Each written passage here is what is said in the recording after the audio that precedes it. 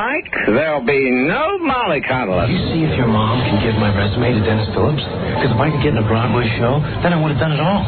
Film, television, and theater. The only thing left would be radio. That's just for ugly people. Everybody loves Don and Mike. And yes, the rumors are true. They smoke, they drink, they use bad language in mixed company. They're extremely rich, and they can flash more bling than most posses in this room. Rock stars they are, and God bless them for that. You can call Don and Mike anytime from anywhere in America. 877-365-3636. From D.C. on WJFK, 202-432-1067. And from New York City on WNEW, 877-692-1027. They're ready to believe you.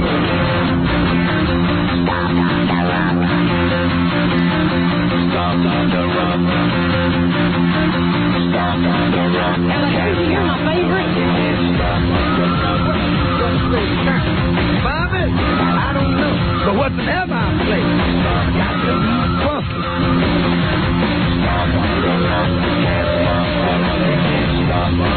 It's the Don and Mike Show, and they'll say what they wish. Where else would you rather be than right here, right now? Ladies and gentlemen, yes.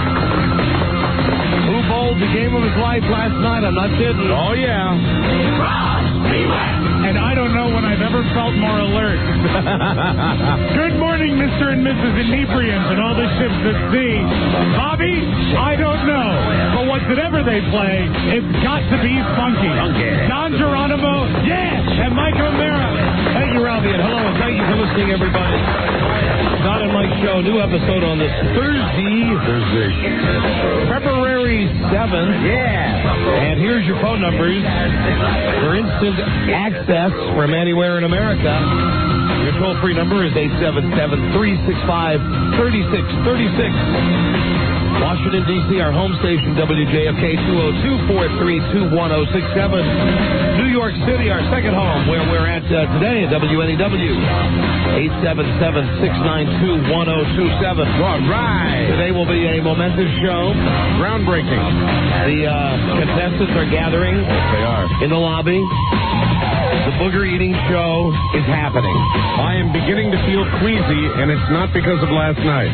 If you want to win $1,000, come down to the Don and Mike World Broadcast Headquarters at 57th and 7th. Bring your appetite.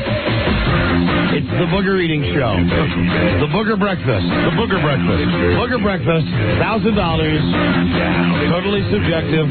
Totally nude. Nudity helps. Right. 5 different people voting.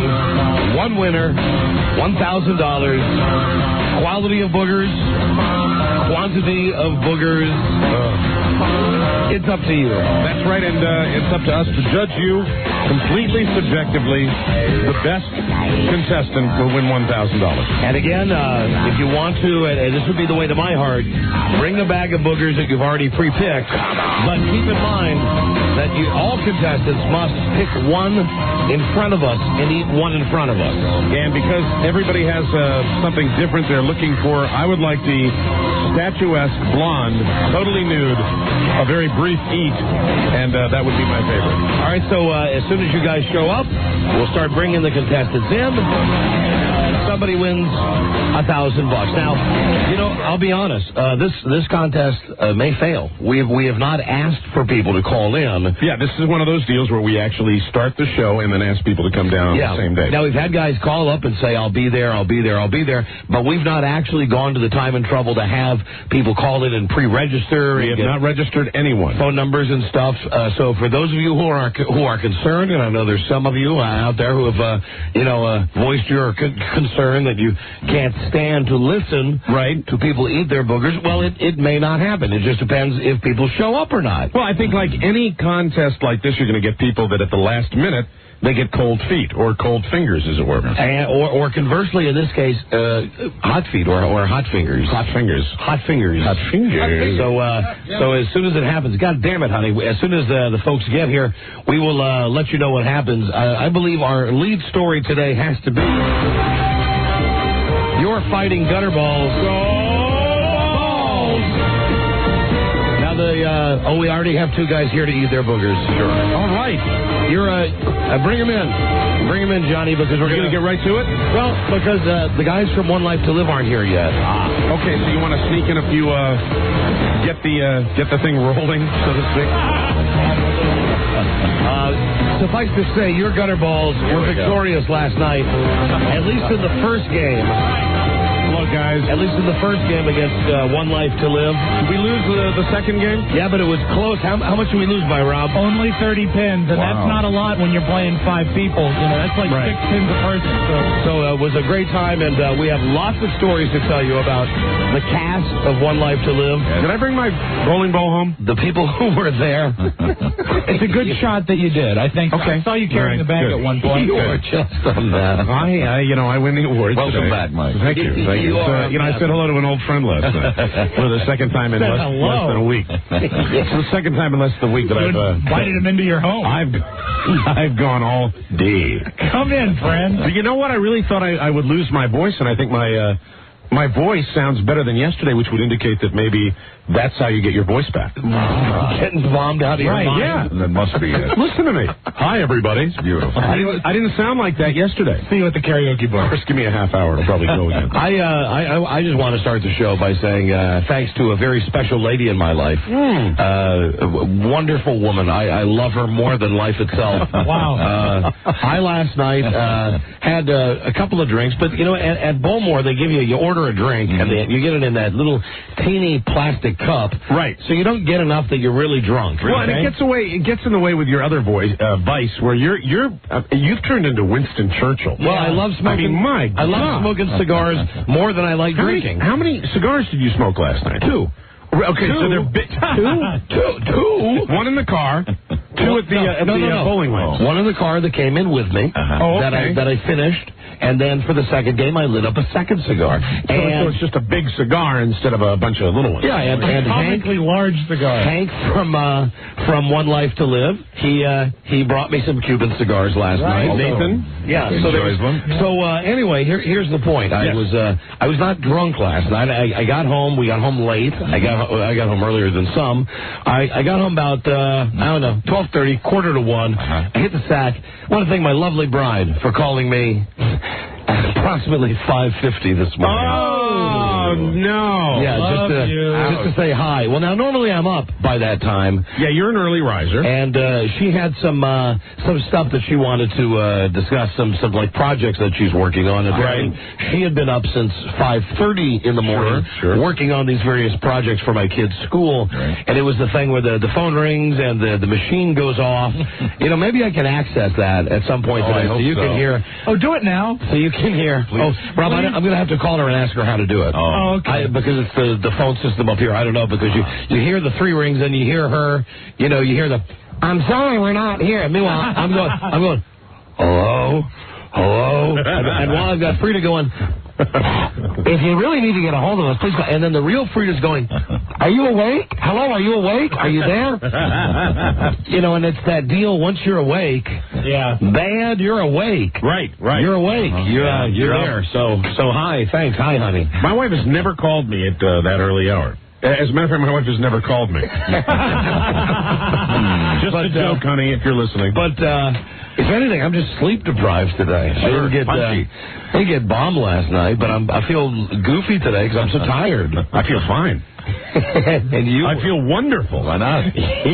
I feel really, really terrific. You were Scott Farrell. You look great. Right. You were the Mike of old last night. Yeah. As well as saying hello to an old friend. And, it was festive because every one of those soap stars that said they were going to be there and a few more actually showed up, which was kind of exciting. And, Lisa, you got food poisoning today? No, I feel great. You feel great? I look great.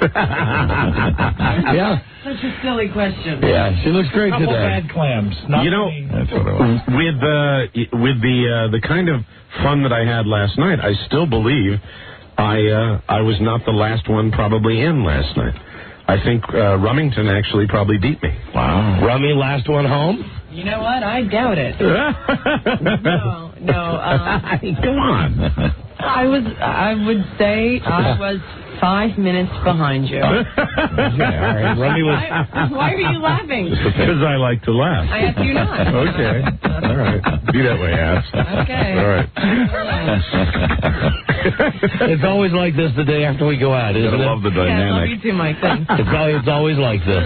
Sure. Well, we had a real good time last night. Yeah, and as soon as the guys from One Life to Live get here, we'll bring them in. What, you didn't have a good time last night? No, that was just one of my sighs. Get a little extra oxygen. Okay. Trying to get a comfortable spot on the chair today. And we want to thank everybody for coming out. I was so distressed when we arrived at Bowmore, and we want to thank the good people at Bowmore in Manhattan. They let us. Is that a great place or what? They let us bowl past our allotted time. They could not have been nicer last We night. really have to say special thanks to Jay at the Bowmore Lanes. Hey, who Jay. really let us go like a full hour past our time, and they could not be more cordial, more nice, and the pins were falling last night. Boy, they were for you. So we pull up we drive up there, and I see a bunch of our DA listeners who are like holding signs and stuff, and I'm thinking, wow, this is we got a great welcoming committee because they got all the signs, and as it turns out. You got to be 21 to get into Bowmore. Yeah, this poor kid. This is the second time. Yeah. This is the second time that one kid who informed me when we got there that I had called him a dumbass on the show. This is the same kid that couldn't get in last time. So those guys couldn't get in, but there were lots of booger eaters in the studio here. They're just chomping. They're really ready to go. There were lots of other people who were. Yeah, okay. Let's get to this. Let's start. You'll be first, my friend. What is your name? My name's Anthony. Anthony, where are you from? I'm from Jersey. Anthony from Jersey. All right, now, Anthony, what are you going to be doing? Do you have prepackaged boogers? Or? I haven't touched my nose in the last 2 days. Not blowing, nothing. It should be a nice. All right. I know exactly how I'm doing this now. How? I'm not looking. Yeah, Mike, you have to look. Maybe I'll glance. I'm going to use peripheral vision. Yes. You got to look so you can vote. All right. Because don't forget, the 5 of us are voting on a 1 to 10 scale. Boy, it's not a good day for me to be doing that. With the winner getting, we should have thought of that last night. I couldn't help. It's the schedule, man. I can't help it. Should have thought about that last night. Last night bowling, celebrating. Today, booger eating. I can't do that. You make those decisions. What am I going to do? I just have to come to work. Our first contestant, Anthony. This is going to be a live pick. You know what we need to do, Rob? We need to move the guest mic a little to the contestant's right so that I can... Because I got the computer screens in front of me. There you go. Yeah, get further over to the right, the better. And Lisa, hey, Rumington, I realize that you're not suffering from food poisoning today, but you need to be in here as well since you're one of the judges. And... John, is there any way that we can get a digital camera in here? I know that this is something that we'd love to share with listeners on WNEW.com. I might boot. Yeah, it could happen. I am seriously.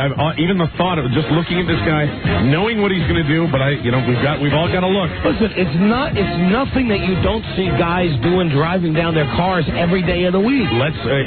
Booger eating has never fazed you as much as it fazes me. So when's he going to do it? I'm going to dedicate this one to you. Hold on, are all the judges here? Do we want to wait for Johnny with the camera? Yeah, Johnny. Well, you know what? Let's just get going. All right, let's get going. All right, Anthony, we are ready. No. Can I set a couple of rules here? No flicking, no wiping. It is finger to mouth. It is, and you know what? But you know what? You got to display it though. Do we have any like paper towels or anything like really? Of course not. Oh no. Well, in case like when he's done. Oh, Mike, if there's any problem, this whole counter will be washed with and disinfected, and then head cleaning fluid. 98% pure alcohol. Listen, anything that he's got on his finger, he can wipe on his shirt. Okay. Or on his pants. Okay. He doesn't want to get that. You want me to wipe it on this wonderful Stephen Davis jersey that I'm wearing? Yeah, well, or whatever. Hold on. The cameras are on their way into the city. Forget it. We're just going to have to do the first couple of contestants. As we have determined, WNEW is simply the best equipped radio station on the planet. Yeah, we wanted a tape recorder last night to record stuff with the soap opera stars. As it turns out, the station only has one tape recorder. Yeah, sure. And it was being used. And at any given time, it has one tape recorder and 3 batteries. And I guess that. But if you want a vintage album, they're all kept in vaults. I guess all the cameras were down at the bowling alley last night. And they're on their way in with our promotions guy. So he took 2 cameras to make sure we got all the pictures. All right, well, we'll start this. We'll start this without pictures. And if need be, I can always give a repeat performance. Sure you can. All right, ladies and gentlemen, here he is, the first contestant in the Booger Breakfast. Say hello to Anthony. Anthony, go ahead. Now he's using his pinky. Yeah. That's fine. Now I need to see it. Let me see it. Hold on. Come over this way. Let me see it. Let me take a look at it. You know, Mike, look at it. It's a small mucusy booger. But stop. I see it. Buzz, have you seen it? Not quite. All right, come over and show Buzz. No, Buzz. Next time you're going over there to look. All right. You're going over there to look at it, Buzz. Okay? You ready to see it better? All right, Anthony. You ready? Yeah. Go ahead. Ready. Eat away. Okay. He's making there you go. Like, give a nice round of applause to Anthony. How was it, Anthony? Yes. Oh, it was very salty. Not unlike ocean water. Hey! Atlantic or Pacific? All right, everybody, now you will want to get out your paper. Thank you, Anthony. And remember, you are grading contestant number 1, Anthony, on a 1 to 10 scale. Wow. On a 1 to 10 scale. Lisa, do you think he's a 6'5"?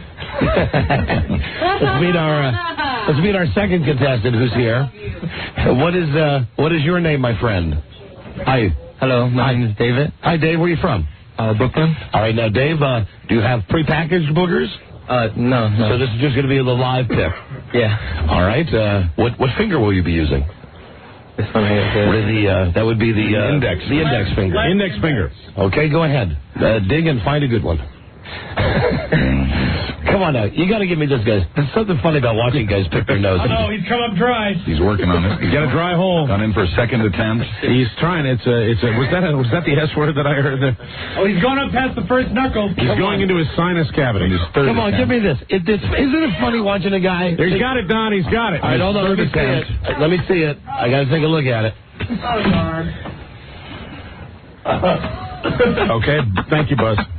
I see it. I saw it then when he got it. That reminds me of a character from The Simpsons, Krusty the Clown. You should also. You're good at this. I'm fine, thank you. You're a good ringmaster. That is a nasty one, isn't it? They guarantee your score the cleanliness of his fingernails as well. Oh, are they dirty, Yeah, Rob? they've got. Yeah, it looks like you've touched soil. All right, are you ready? All right, go ahead. Eat. What's this guy's name? David. Dave. All right, Dave. Contestant number 2. Go ahead, eat it now. And how is it?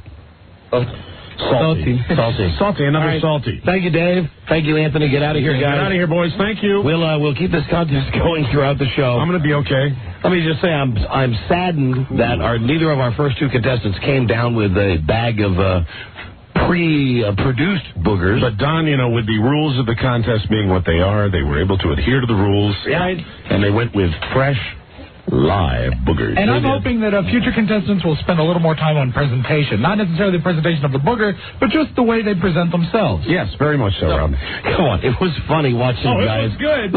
It's funny watching the guys. actual funniest part, in my opinion, Picking. is the pick. When they go into the nasal cavity, that's the real comedic value. Yeah. But Dave actually. After that, I start floating in the room. I really start getting a little queasy. Dave actually ate with great panache, great flair, I thought. The picking, nothing special, but the eating, I thought he showed a little And like style. all contestants that are first, you have to kind of grade low because you never know what you're going to say. Moderate, sure. Yeah, but suffice to say, the fact that they were both here at the beginning of the show, at least with my vote, elevated them very good a little bit. All right, and, yes. And I must applaud the gusto of the second guy, Dave. Dave was an enthusiastic eater. He was digging for gold. I thought really that he was going to pull something out that might be his eye. And exceptional pressure under fire, because remember, the first 2 attempts yielded no phlegm at all.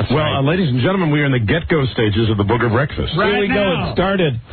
It has officially started. Does it taste like candy? Candy, no salty, Rob. That's what they all say. It tastes salty. Seawater, that's the one. That's when I really start. Hello, Seawater. Don and Mike show. Hey, guys, why didn't you warn me about this wedding ring thing? My wife, she knuckled me out last night. She says, you do this, I expected divorce papers nailed to the door and your stuff outside. Why, like you don't eat boogers when you're not with her?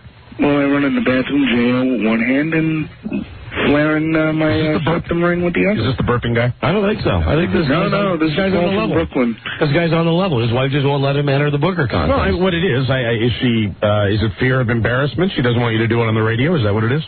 And this is the sentence I got. Whatever you do represents me. I can't talk about her. I got the shock factor already. My hand's numb. All right, my friend. Thanks, Paul. I'm picking one for you, Don. All right, thank you. Later. Toodaloo, dumbass. All right.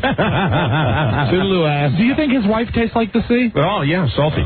No, I meant the letter C. Oh, the sea. Hello, Don and Mike Show. You know, see you in Toledo. Sure. Hello, Don and Mike Show. Why not? See you next Tuesday. Hello. What's up? You got to speak up. We can hardly hear you. This is one of your favorite DAs from the bowling alley, Maurice, outside. Couldn't get in. Are you one of those guys that's under 21 that come to all our events that you can't get into? Yeah, I'm the black one that handed out the flyers that I'm having Lisa's baby. That was funny. Oh, no, yeah, this guy. Our first laugh of the evening. This guy had a lot of people had signs and presentations. This guy had flyers he had made that said, "I'm having Lisa's having my baby." And then there was a guy inside the bowling alley that actually had 50 or 60 signs that he was showing to us all. I've heard of fake ads. Listen, here's the concept. He explained it to me before we started. Yeah, what was he doing? Okay, he said, you know how when you watch a baseball game that they got the sign behind home plate that changes all the time? Sure. He said, and this guy went to incredible time and trouble. He said, I've got about 50 ads. They were hysterical. Yes, and what I'm going to do is stand in the corner, and as each of you guys gets up to bowl, I have a different ad that I'm going to hold up. And he did. John has just instant messaged me that they are in the bag with the cameras. We have them all. Of course. And you will see pictures on the website of all of these guys' ads. Fantastic. They had one for you that was for Paxil. Yeah, they had one where I was like arm in arm with Winona Ryder. It was just hysterical. They were so weirdly conceived. They were very weirdly conceived. I had one featuring Carrot Top for Wendy's in my honor. Yeah, I don't even remember what the one was for me. I remember mine was just a bottle, and it said, from the Spieweg Vineyards, white wine. White wine. White wine. Yeah, I like that. And I know there was one for Lisa that just had a giant picture of Lisa's face. There was like 60 for Lisa. Face? On your face? Goody. Hello there. Don and Mike Show. Hello. Oh, and the guys from One Life to Live are in their limo on the way here. Oh, very good. Hello. Excellent. Speak to us. Don and Mike Show. Hello. All right, let me try. Well, I'm trying. Vincent? Oh. Vincent. Oh, hold on. There you go. Hey, Vincent, that was my fault. I'm sorry. Hi, you're on the air. Hey, this is gross, this boogering contest. Hey, very good observation. Yeah, but you're listening, right? When I was in the Marine Corps, these two guys did a gross out contest. They picked each other's boogers and stuck each booger in each mouth, and then spit in each other's mouth to wash it down. Oh, that sounds gay. Yeah, that's very gay. I think about yacked. The few, the proud. There you go. And I see a future for you in color commentary. Thank you. Hello, Don and Mike Show. Hello. Keith Jackson. Okay. You're on the air. Hello there. Hello. Yeah. Turn your radio down, please. Hi. I'm playing the home version. All right. Woo-hoo. Thank you, my friend. You bet. Okay. This has our audience all a quiver. You bet. You bet. Hello, Don and Mike Show. Hello. Hey, Don and Mike, what's up? Hi. It's Joe. And I'm not just a dumbass. I'm a hard luck dumbass. Oh, you one of the guys outside who couldn't get in? That's me. Boy, that's a shame, but as we said, you just have to grow up. I know. You're right, Mike. Don't worry about it. Either that or you guys finally have to get some fake IDs. Yeah, I know. Can you help me out? I mean, where the hell do I go? I'm lost here. You should be able to go to any street corner in New York and get a fake ID, for God's sakes. Well, with the heightened security in the United States, Don and I unfortunately had to close one of our businesses. Oh, down on the Ocean City Boardwalk, we had we have two businesses.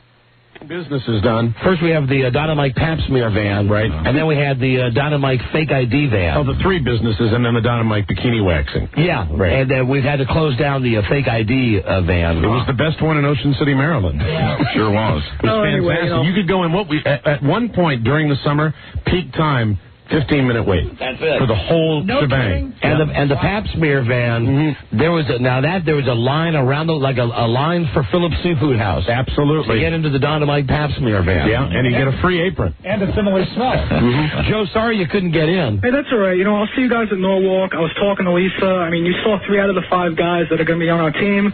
We'll bring you up to crappy-ass Rockland County and, probably beat us. So, see you guys. All right, see you. Hey, good day to you. Good day to you, sir. Toodaloo. Yeah, it's too bad, Toodaloo ass, that we get there and there's like these 20 guys and we think that they're there to greet us. Right. And as it turns out, They're bummed out that they can't get inside the bowling alley. Yeah, second time that's happened in Manhattan. They couldn't get inside the alley.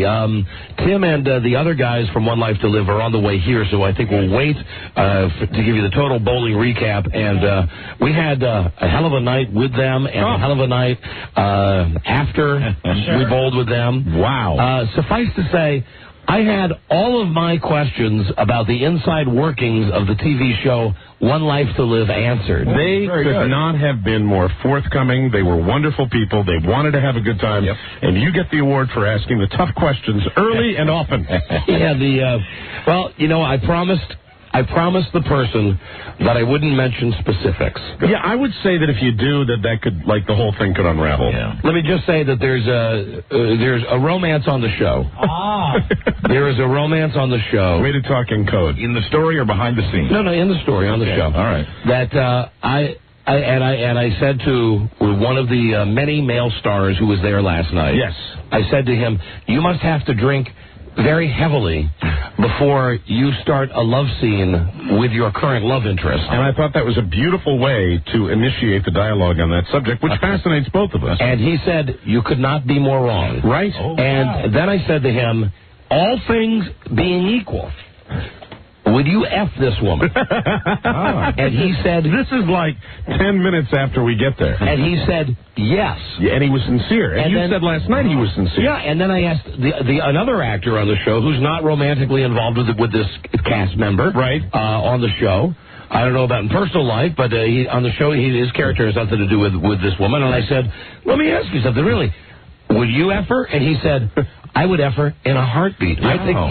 I think she's probably the best F on our cast. Wow. And they were sincere. And I'm telling you, if I was to... Let me remind you, though, they are actors. No. They did say, if you want to hear bad stuff about people, we'll tell you bad stuff. And they told me... This person, absolutely not. They told me some bad stuff about some other people on the show, some of the backbiting stuff, some of the stuff that goes on with the arguments about who's going to get what, and what happens during love scenes and stuff like that. Rob is absolutely right. The camera does add 75 pounds. But I was amazed that both of these guys said, not only would we F her, they said, and again, all things being equal, none of us being married, those who were married, they said, if you were alone with her, you'd want to F her. And they were sincere. And I am absolutely amazed. And I will not give the name of the actress. I will not run. Now, will you see her in a new light when you see her on television now?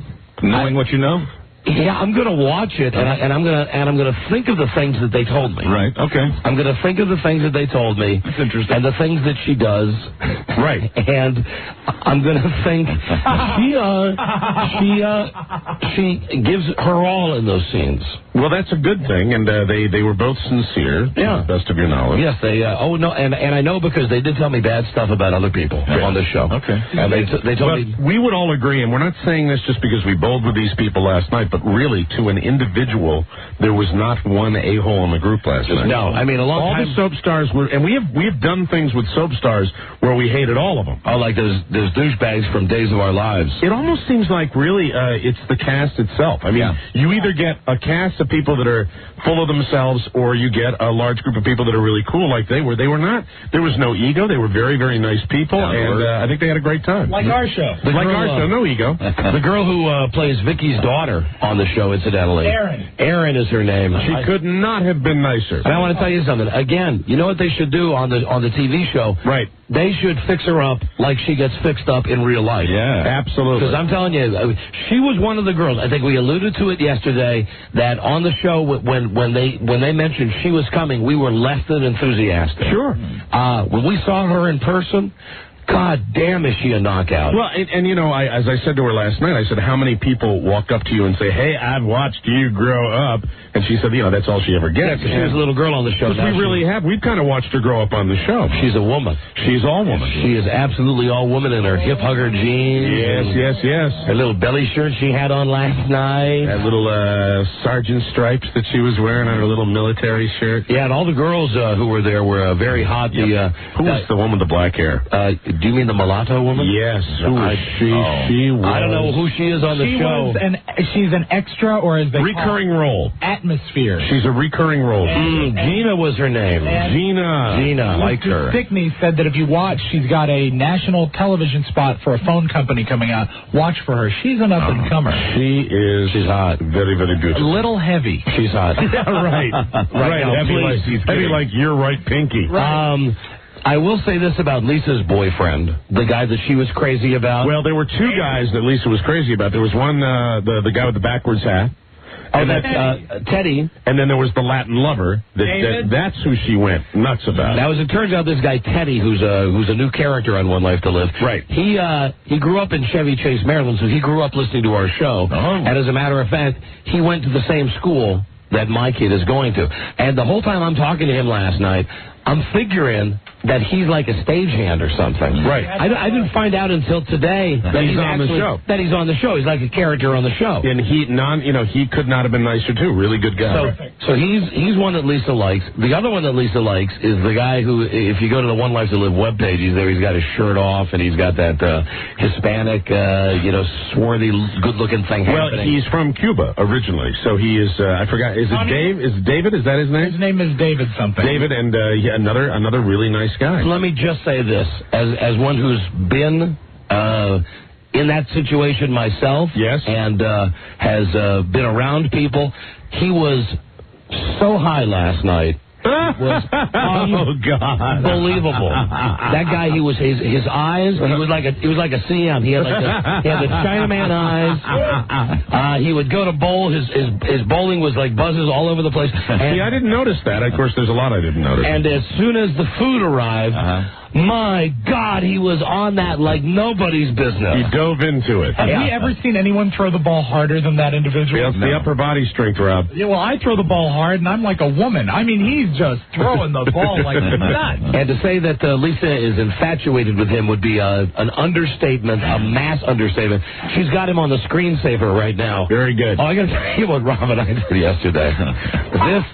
This is great fun. It's a good game. I urge anyone who is on AOL or Microsoft, you got instant messaging, you got to do this. It's after the show yesterday. Right. Shock, Mike's already gone. And it's Lisa, Rob, and I, and we're in the office. And Lisa is instant messaging Gwendy, who works back at WJFK. Yeah, IMing, as they call it, instant messaging. It's now the rage. That's what everybody does. And they're writing stuff about, I think at one point Lisa writes, oh, my boyfriend's going to be there tonight. You know, this guy that she likes. Right. And now, keep in mind that it's got Gwendy's screen name. Yep. And then it has Lisa's screen name. And once you open the dialogue, it's like opening a key. You're there and you're in, and that's it. So what I do is I go to the keyboard, and under the Lisa's screen name, I type the response. I'm not very into oral, but tonight I will be. I can't wait to drink his. Oh God! His love is the word that I will use now. And and you're on now in the place of Lisa. As Lisa, and I hit send, and she writes back, gross. So she still thinks that it's Lisa, right? Mm-hmm. Then I write back, I'm going to cover myself. Right. With his love. You seem to be on a theme there. And put it in my dookie. Oh, no. Spelled D-O-O-K-I-E. So meanwhile, Gwendy back at the home office.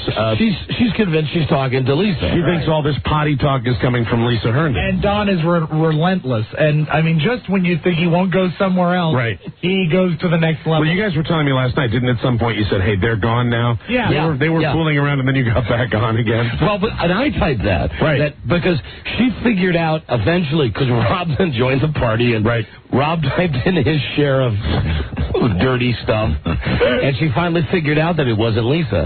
And she wrote, who's there? And I wrote, as Lisa again, I wrote, Don and Rob are here. Geez, these a-holes won't leave me alone. Right. And then she writes back, and she writes, tell them they're not funny. Right. And then I write back, I wait like 3 or 4 seconds, I write back, I just locked the door. They're gone. God damn, they bother me sometimes. And then you went like a couple of lines before you got dirty again. Then I did some serious stuff like, So I have an appearance in Springfield this weekend, and she writes back, yes. And then immediately I go right back to, I can't wait to drink his love. Oh, no. I can't wait to bathe in his love. Hold on, Lisa's coming You in. realize that none of my friends will ever trust me to speak to me on the iPad. Rightly so. Words were used like buckets.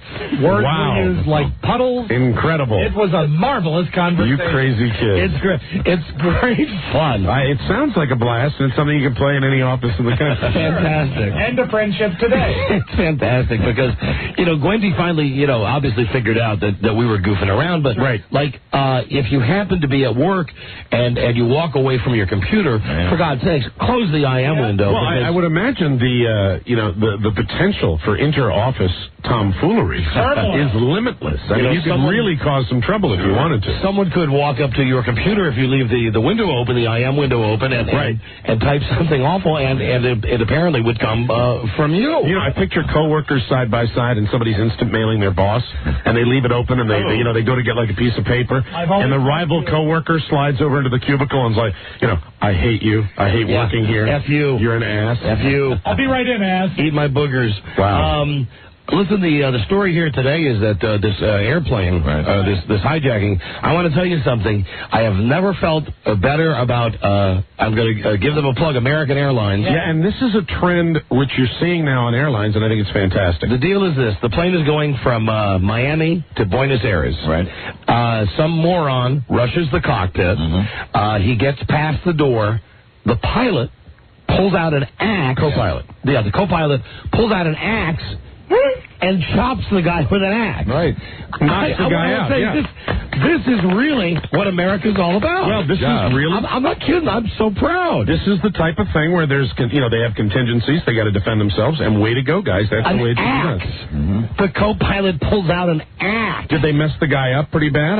Do we have any word on... We're having to report on the extent of his injuries. Has the plane landed because, yet? yes, it is safely on the ground now in Buenos Aires. Fantastic. How great is that, though? That you've got some dick who wants to do something to the plane. Yeah, and we don't know, anything about this guy yet. We don't know what his deal is. But the co-pilot with an axe. With an axe, which they have said they're going to use whatever weapons are at their disposal. And this is great preventative stuff, because now, someone will think twice before they ask on a beverage cart. And we're actually waiting to find out, how far he got into the cockpit. Yeah. Why was the door secured? All this good stuff. But anyway, all we know for sure is that the good guys have won. Yes. The co-pilot had an axe, a fire axe.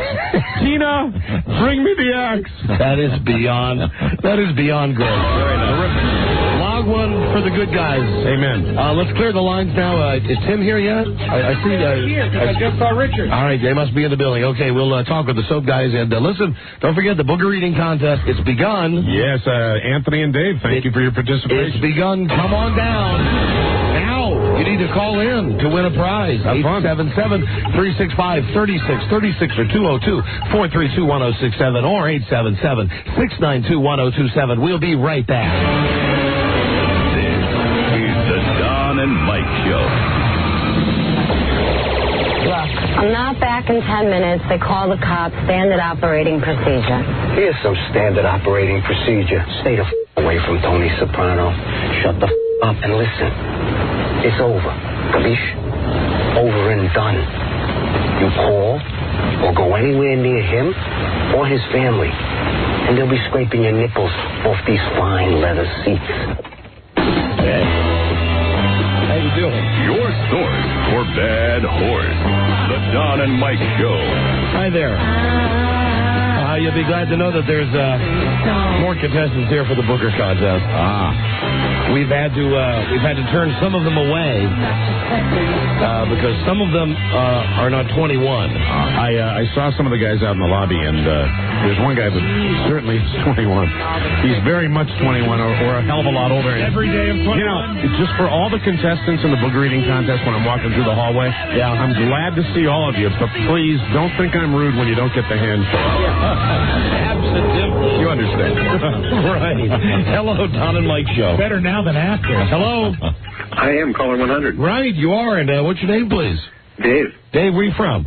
TC. Dave, here you go. You won the PlayStation 2 game, Maximo Ghost to Glory. This is exclusive from Blockbuster Video. It's an exclusive there through February 18th. But wait, there's more. You've also won a dozen donuts and a box of Joe from Dunkin' Donuts. Thank you for listening. Do you have any Vermont teddy bears left?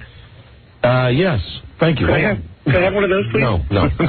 Thank you. We have them right by the box of ingratitude. There you go. Thank you for listening. It's always nice when you give away a nice prize to somebody and they ask for something else. I'd hate it for him to get disconnected. Yes, we do have.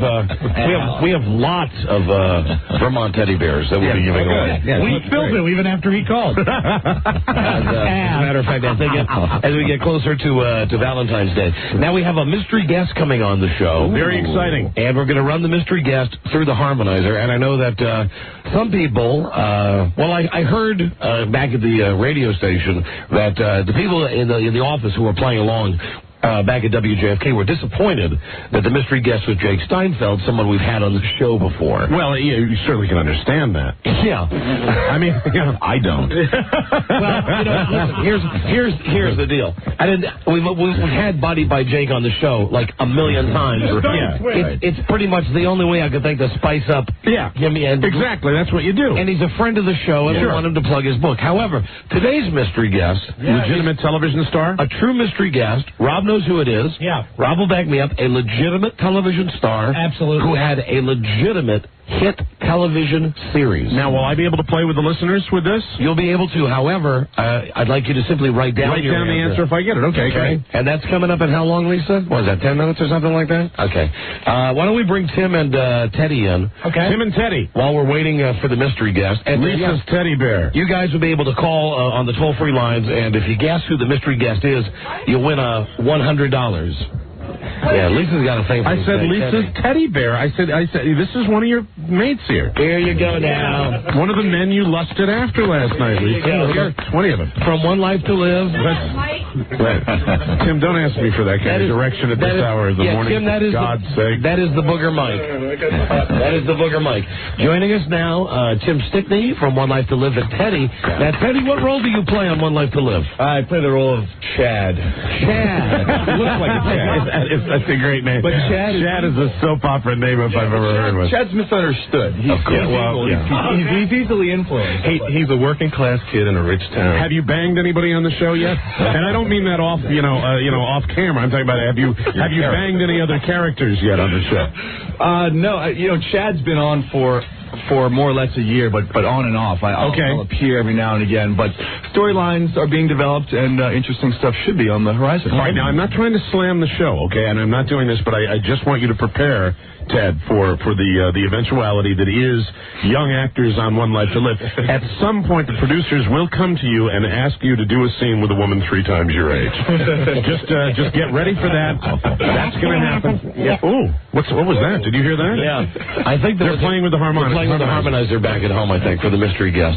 So, Tim, RJ from One Life to Live, you in fact did deliver the big names last night. They all showed up. Yeah, I said to Tim last night that based on the turnout, Tim's got to be popular among his castmates because everybody showed up. You had, and now I know Hank by his real Hank is the DA on the show. Yeah, his real name is Nathan. Right. Okay. And he could not have been. We had a great time with him last night. Yeah, fantastic. And then you have Vicky's daughter.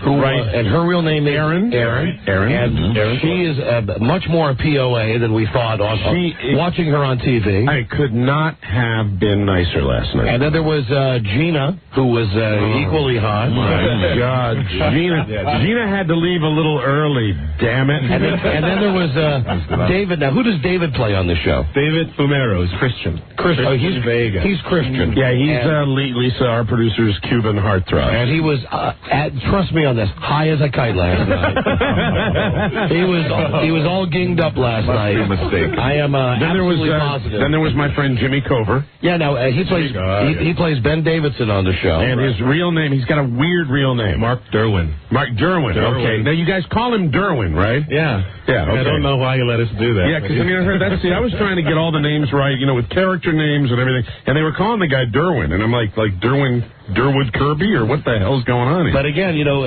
Tim really brought with him the people that we recognize. Oh, yeah, big time. From the show One Life to Live. And everybody in the bowling alley recognized. You guys had a lot of fans there last night. Anybody that was a fan of that show, that soap opera, would have been, you know, very pleased last night. Yeah, they were. And you know, frankly, there were more people there to see them than to see us. But that's fine. We're down to that. Including half the population of the radio station, people we've never spoken to before. They're like, so, we haven't met. Understand you be bowling tonight? Yeah. Oh, F you. Yeah, normally we have one guy with a camera there, and it's Johnny. Last night, I think all 3 station cameras were there to take pictures of you guys. Right. We should let... 4 people on the promotion staff. 4 people on the promotion staff showed up last night. I thought that was pretty good coverage. We should let you know that, for the record... It was a split. We won the first game, and the One Life to Live team won the second game. And we were unable to complete a third game because too many of us were on the unable to play list. Yeah. Oh, and also they wanted to kick us out. I mean, we had run past our allotted time. We had a great time, though. I will tell you this, that even though we are ebony and ivory, I do believe, and now looking at him today, I'm telling you, that, I'm adopted. Right. And this is the truth, Tim.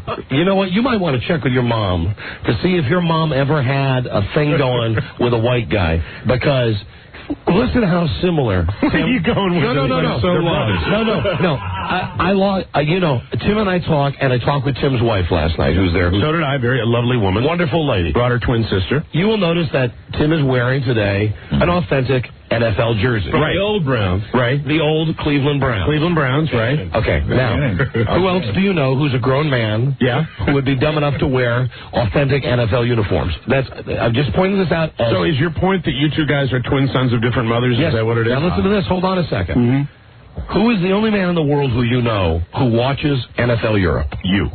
No. That's me. Tim Stickney watches NFL Europe. He tapes it. But can I say to both of you, I am very, very sorry. It gets worse. Third. Who would go to an arena football game?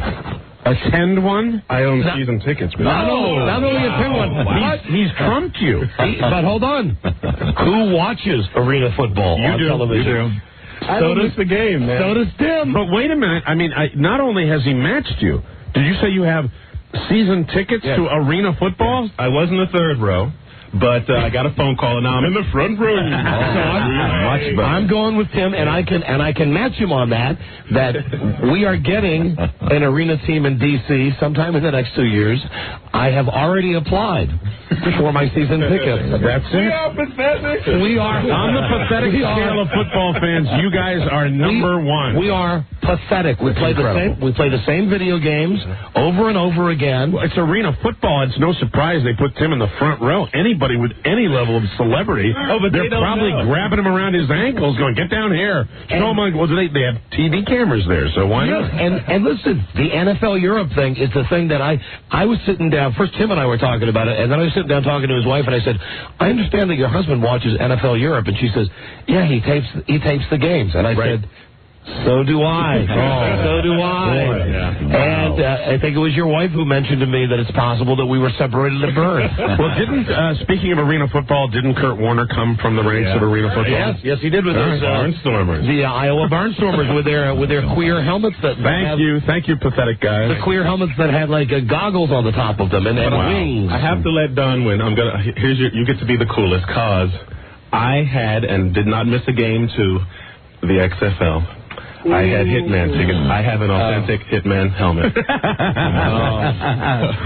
XFL, which was on for, about an hour? Oh, yeah. I didn't miss a game. One of the funny things when you're bowling, you hear a lot of conversations, and I'm going up to throw a ball last night, and I hear Don saying to Timothy, "Yes, but the Rhine fired." We were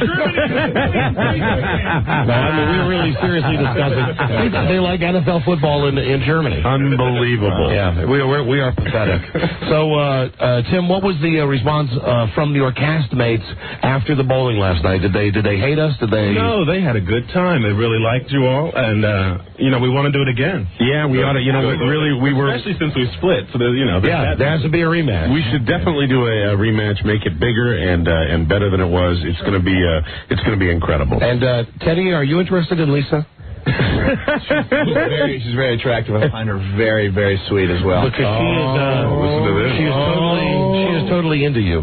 I got the impression she was into Christian Vega. Yeah, you're right. You are right about that. I overheard as we were discussing a second ago, hearing bowling alley conversations that I'm about to bowl and I hear her scream out, "Nice ass!" And I know that she's talking about David. Right. She was not talking about me. Sure. Yeah. No, Lisa, come on in. Come on in.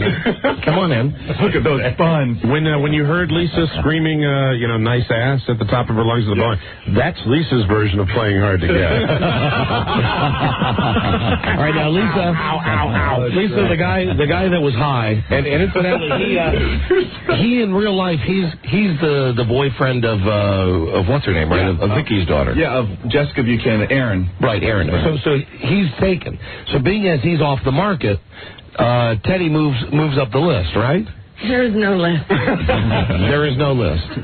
But you are infatuated with him. Are you infatuated with him? Infatuated? Would you like to give him a hug? I don't think I probably still reek of booze. Probably not a good idea today. Maybe another time. No, come on, give him a hug. Come on, just a little hug. Over there. There you go. There's a Listerine breath thing for you. What harm did it do? She's waiting for it to go to work. I hate those things. Yes, go ahead. Go ahead. All right, now, Teddy, okay, give her a hug. There you go. How about a kiss? There you go. She's running.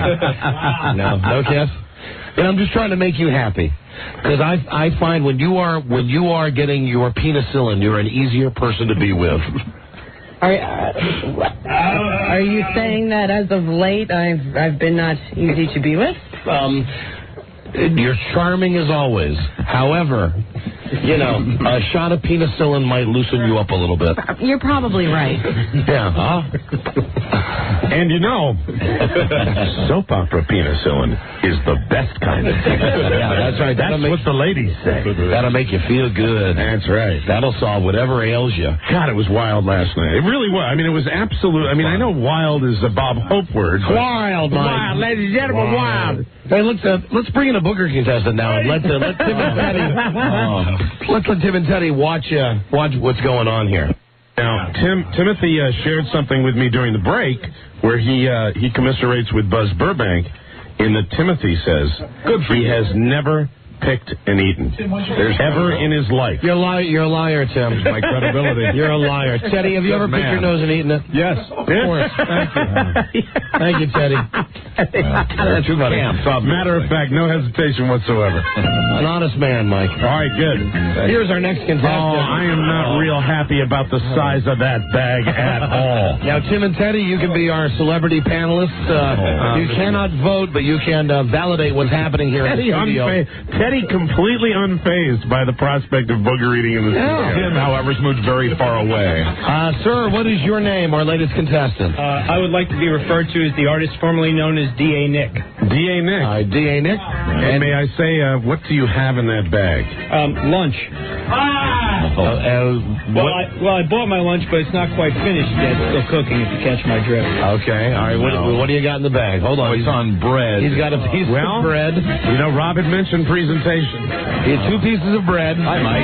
Hi, Buzz. I'm practically sitting in Buzz's lap. You know what he's going to do. I know what he's going to do. Yes, he's not going to blow his nose into the bread, I think. Wow. Is that your plan? Yeah, I've been sick for 2 days. I can't.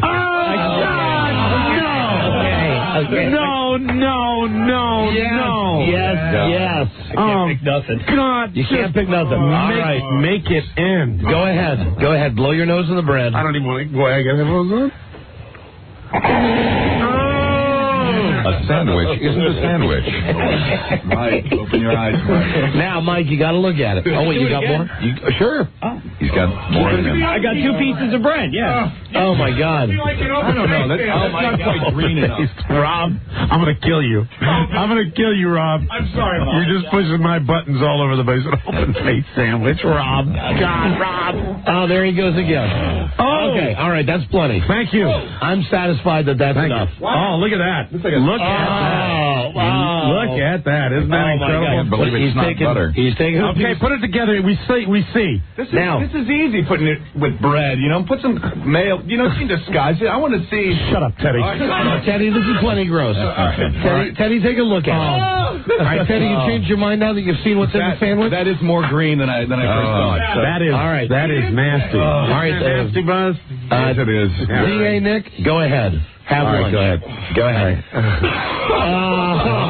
my God. He's eating the sandwich.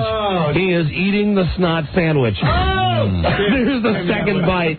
The second bite. Tim, you got to look at this. Yeah, Tim, please, you have to look at it. No, you don't, Tim. I'm not a judge. No, but come on. You have to validate this for our audience. There will be... Ow!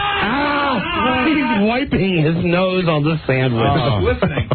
It is listening. Rob, you asked for a presentation. You know, phenomenal presentation. Technically, all you had to do is come down here and eat a booger. This is, you gotta get, on originality, on creativity. I am telling you. Strong performance right here. I am telling you now. And I feel like I'm in a booth. I don't think that I look at the rules, I don't think I can end the contest now. No. I can't. You can't. You gotta wait till the end of the show, I think, right? However, I'm going to tell you that you're going to get a goddamn outstanding grade from me. You can't argue with this guy's presentation. Now, it looks like, how you doing? How's it tasting? I've had this taste in my mouth before. He just keeps getting better. It does have a certain wine to it. God damn. Oh, Jesus. Oh, my God. God damn it. Wow. Tim, what are your thoughts, Tim? Tim Stickney, TV star. Yeah, happy to be associated. When I saw him in the lobby, I thought, I heard him say he couldn't pick, and I thought, man, he came up here and he's going to punk out. Right. And I couldn't look. Teddy, you're a TV star. What are your thoughts? Excellent performance so far. The color and clarity of the booger I'm very impressed. And if I could end the contest now, he would be my choice. Yeah, I'm with you. I'm with you, Teddy. Accordingly. Buzz, what are your thoughts? I give him a very high score, both for presentation. Oh, he's not done yet. He's still eating. Right? Yeah, he's still eating. Yeah. I'm just wondering your thoughts on the overall presentation.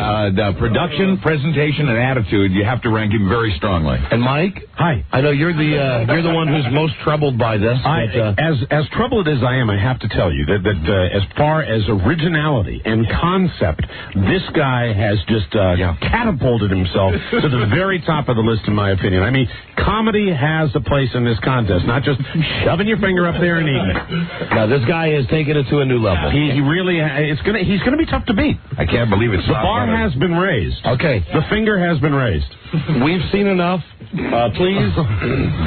Is that you making that sound, sir? Was that you doing a little? That was me. I'm sorry. That was Tim. Vote, everybody. Please vote for contestant number 3. Right. Remember, you're voting on a 1 to 10 scale. D.A. Nick, right? D.A. Nick. That's correct. Contestant number 3. All right. Thank you, D.A. Nick. Thanks for coming by. Thank you very Great much. presentation. Fantastic job. And incidentally, that's Tim and that's Terry. They are from Teddy. Excuse me. From One Life to Live. Right. So many names. Thank you. Please leave the effing studio right now. Thank you. Now, Good day to you, sir. Good day to you, sir. We're gonna do a quick version of the mystery guest. Well, and Tim and Teddy, you guys can play as well. Okay. Very good. You can move Teddy, you want your microphone? Excellent. Move Teddy back on the booger microphone. Now here's the deal. You can call 877-692-1027. You can call 877-365-3636. Or you can call 202-432-1067. We will take live calls right now. Give someone on the telephone 10 guesses to figure out who the mystery guest is. Very good. The mystery guest's voice will be harmonized. Mike, as well as Tim and Teddy, will be able to ask questions, and so will Buzz to help out the listener. Very good. Let's see. Let's get a contestant here. Hello, Don and Mike show. Who's this? This is Chris from New Jersey. Chris. You just ruined my lunch, but that guy's my pick. Chris, do you want to play the mystery guest game? Sure. All right, you're going to play for... well, hold on. If you just called to say he ruined your lunch, maybe I should get someone who's really calling for the contest. Yeah, somebody who's really ready to go. All right, thank you, though, Chris. Thank you, my friend. Hello, Don and Mike show. Hello. Hello. Hi, why are you calling? I want to try and guess the mystery caller. Beautiful. Gotcha. And you're playing for $100. Very good. What is your name? My name is Frank. Frank, where are you from? I'm from Long Island, New York. All right, now, Frank, we're going to give you 10 questions. I recommend an open-faced sandwich for lunch tonight. We'll give you 10 questions. Okay. Keep in mind that if at any time you get stumped, you can ask either Mike or Buzz or Teddy or Tim, the soap opera guys, to ask a question as well. You learned after the crappy call as the other guy, huh? Absolutely. So, now, I don't think you're going to be able to hear the mystery guest's voice. I'm going to relay his answers to you. Very good. Let's now pot up the phone, and let's see if the harmonizer's working. Let's say, hello, mystery guest. Hello, mystery guest. Wow. Well, that was me.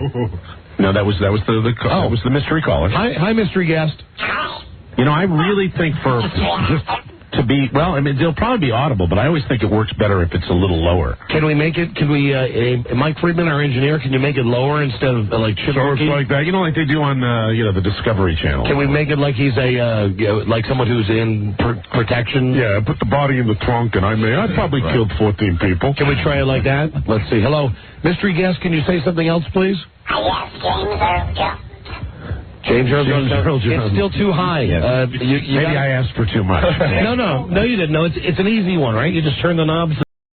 Yeah, they've got to find the setting, though, and there's 300 settings. Oh, all right. Well, you know what? to proceed and let them work as... All right, we will go. Let me just say, I will tell our panel, as well as our caller, that this is a bona fide TV star who had a hit television show. So not like Jake Steinfeld. No. All right. This guy... This is not like Body by Jake. People will not be disappointed. We will start with our guy on the phone. What is your first question for the mystery guest? Are you a male? Are you a male? Oh, that's good. Now we got it. Now we got him really harmonized. That's a yes answer. Would you like to ask another question, or would you like Mike or Buzz? Or... No, I'll keep going. Okay, go ahead. Is your show or the show you were on in the evenings? Is the show you are in or were on in the evenings? Oh, we got to turn it up a little bit. Yeah, really. So that we can understand the dude. It's too slow. Now it's too slow. It's a harmonizer. Can you make it just a little faster? And mystery guest, could you please answer the question again? I apologize. Was your show on at night?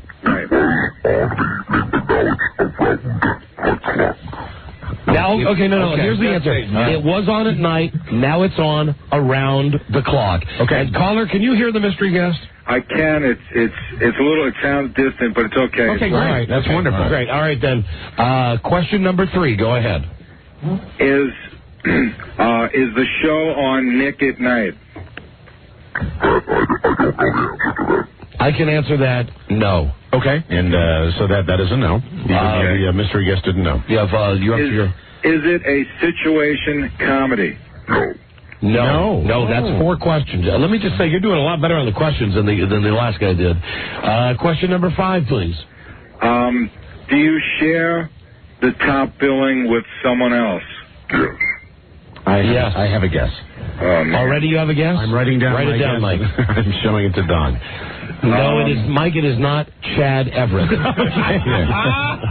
right, from Medical Center. You know me; it's always about Chad Everett. However, and Mulholland Drive. I'll give you a clue. Okay. Roughly the same era. Yeah, good guess. Excellent. Okay. All right. Go with another clue, my friend. Another question. Was this a lore show? Was this a law show? No. Turn your radio. Can you turn your radio down? All right, Don? Yeah. Can you ask a question for me? Well, Don knows the... I know the answer. You have to ask Mike or Buzz or Tim or Teddy. Let's go with Mike. Mike. Okay, mystery guest, have you ever had an open-faced sandwich? Oh, come on. No, I'll ask I'm sorry. Ask a real question. I will ask a legitimate question. Was your show a medical show? No. No, okay. All right. All right. Let's go with Rob. Rob knows the answer. Rob knows the answer. You've got Timothy or Teddy or Buzz. Let's go with Buzz. Buzz is the man. Okay. Was the show on longer than 2 seasons? Okay. Yes. What are we up to? 6 questions? Yeah, you got 4 more.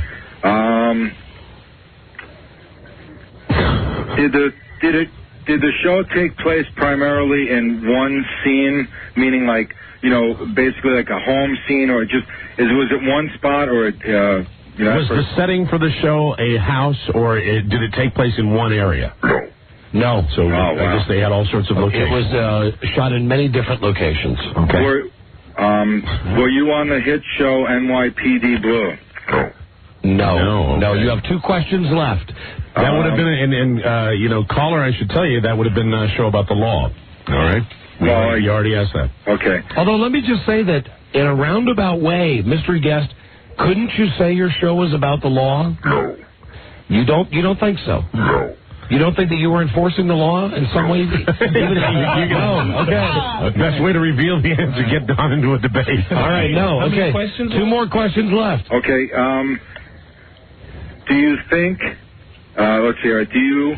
God Almighty! Come on, Tim or Teddy, you got a question? Teddy, come on, help me out. Teddy. I'm going to defer to Tim because you don't want me asking your question, man, because I suck. Okay. All right, Tim All I Stickney. can think left was a science fiction show. No. Oh, One question left. Okay. Do you want to take it yourself, or do you want to give it away? Now let me blow it myself. All right, go ahead. All right. Here we go again. Are you? No, you don't have to guess yet. You have one more question. Okay. You know what I'm saying? Are you in the 30+ age group? Yes. Way to narrow it down. All right, now we can do this. We'll let our caller guess first, and then we'll let everyone around the room guess first. I will give you guys a hint. I will tell you that the show, and mystery guest, you tell me if I'm wrong. The show was on NBC, was it not? The show involved, you had even a line of toys that came out involving this show. Okay, I think I know what it is. This is a show that I watched when I was a kid, and a show that has been, would you agree, mystery guest, that to some extent your show has been spoofed? Yes. Don, I'm writing down the show. Do I have it right? It is not the A-Team, Mike. Damn. It is not. Caller, do you have a guess on who the guest is, not what show? Although I'll give it to you if you guess the show. Who is the guest, or what is the show? The toy thing really threw me. Yeah, that is tough. That got me thinking, too. I'm going to just take a guess and say, I don't know. I don't know. No guess at all? That totally screwed me. All right, no guess. No guess. Are we all going to try to guess? Is that what it is? Yeah, goodbye. See you. No, you don't get a prize. You don't get a prize if you don't guess. Buzz, you can take a guess. Just a wild guess. I'll say Combat. The show Combat? No. Timmy or Teddy? Timmy or Teddy, you got a guess? MASH? Not MASH. No, Teddy, you got a guess?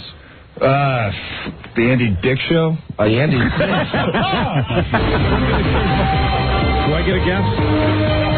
Mike, you already had one. Well, I said A-Team, but I mean I have a guess for who the star is. Yes. Is it Rue McClanahan? No, it is not. All right. Ladies and gentlemen, please welcome star of The Man from U.N.C.L.E. Oh! Robert Vaughn. Robert Vaughn! Wow, this is a superstar. Yeah, television legend. Turn the harmonizer off. Wow. Hey, hi, Robert. Hi, how are you? Oh, that is now this is what I call a payoff on the mystery. This is a good mystery. And was I not correct? Mm-hmm. The show was popular. The show had a line of toys that went with it. I know because I had all the Man from U.N.C.L.E. stuff. Oh, the show was wildly popular. And how long did the show run? Oh, how many seasons? The show ran 4 seasons. 4 seasons. God, see, if you think of a show like that in the world of TV, it seems like it would be longer. 4 years, Man from U.N.C.L.E., and of course that's like what that's partly what Austin Powers is based on. It's based on a combination of James Bond and Man from U.N.C.L.E. Spy shows were very big then. And of course Get Smart, I think, was like a takeoff on the Man from U.N.C.L.E. Robert Vaughn. Robert Vaughn. Well, you're great to play our game. Thank you very much. We do want to tell you. You see, and now you get the distinctive voice. Oh, sure. And you know it's Robert Vaughn. How have you been, Robert Vaughn? I've been lovely. There you go. And, I am now racking my brain because you have been in so many things, so many TV movies, so many feature films, and it's just, I'm trying to put them all together. I wish I had a filmography here because you've been we're going to it right now, Mike, on the web. Because I know you've done a lot of comedy in your career also. Right. That's not the right Robert Vaughn. The one that Rob found was born in 1877. That's not right. Go with Robert Vaughn. There he is. Okay, scroll down. Let's get some credits here for Robert Vaughn, who we all know from The Man from U.N.C.L.E. Open Channel D, please. We've also got, you wearing booty tang? That's not a high in the pecking order of quality. He was also in Basketball. Right. Wow. Yeah. Hullabaloo. He was in Hullabaloo. Right. That was an uncredited role. Let me see. He was on, guys, we have two soap opera stars with us. You will be interested to know he was on As the World Turns. Right. And in 1989, he played, Rob is very excited, he played Adolf Hitler. Oh, wow. Stop it, Rob.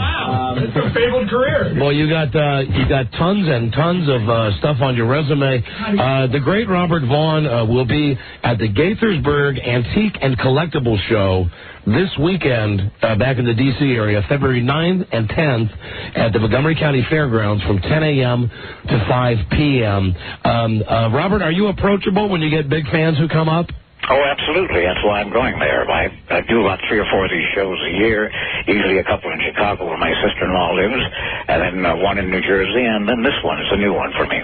Well, listen, who doesn't want to see The Man from U.N.C.L.E.? I know when I was a kid, very cool. It was the coolest, and they even had, I remember you had your Corgi toys where you had your Batmobile and you had your James Bond car. You also had the Corgi Man from U.N.C.L.E. car. Who was your, Robert, who was your sidekick in The Man from U.N.C.L.E.? David McCallum.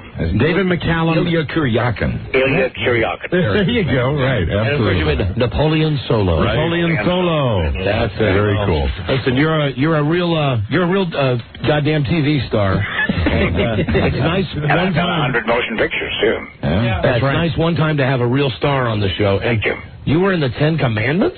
Well, I was actually an extra in that. I was still in college, but I was in The Magnificent Seven and Bullet and The Towering Inferno and Superman 3 and on and on. Oh, wow. That's great. Let me see. Should I push the envelope and ask Robert if he'd like to take the sex quiz? Yeah, we can ask him. Absolutely. We've had so many major. Matt Damon has taken the sex quiz. Mark Wahlberg recently, and we've had major stars do that. Robert, there's Robbie, the book's behind you back there. Okay. There's a quiz that not only we've taken, but all celebrities on the show take. It's a simple 13-question sex quiz. Would you be open to taking that? I only do 10.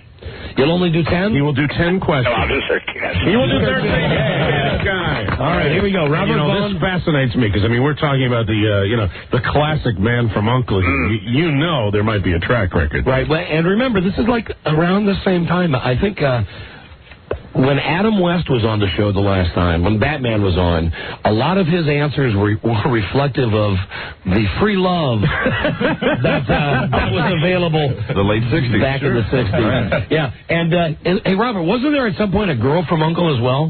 There wasn't a girl from U.N.C.L.E. Her name was, the actress was Stephanie Powers. Right. Wow. Of course, Stephanie Powers. That's right. I forgot about that. Okay, here you go. Robert Vaughn, Man from U.N.C.L.E., Napoleon Solo. Here's the sex quiz.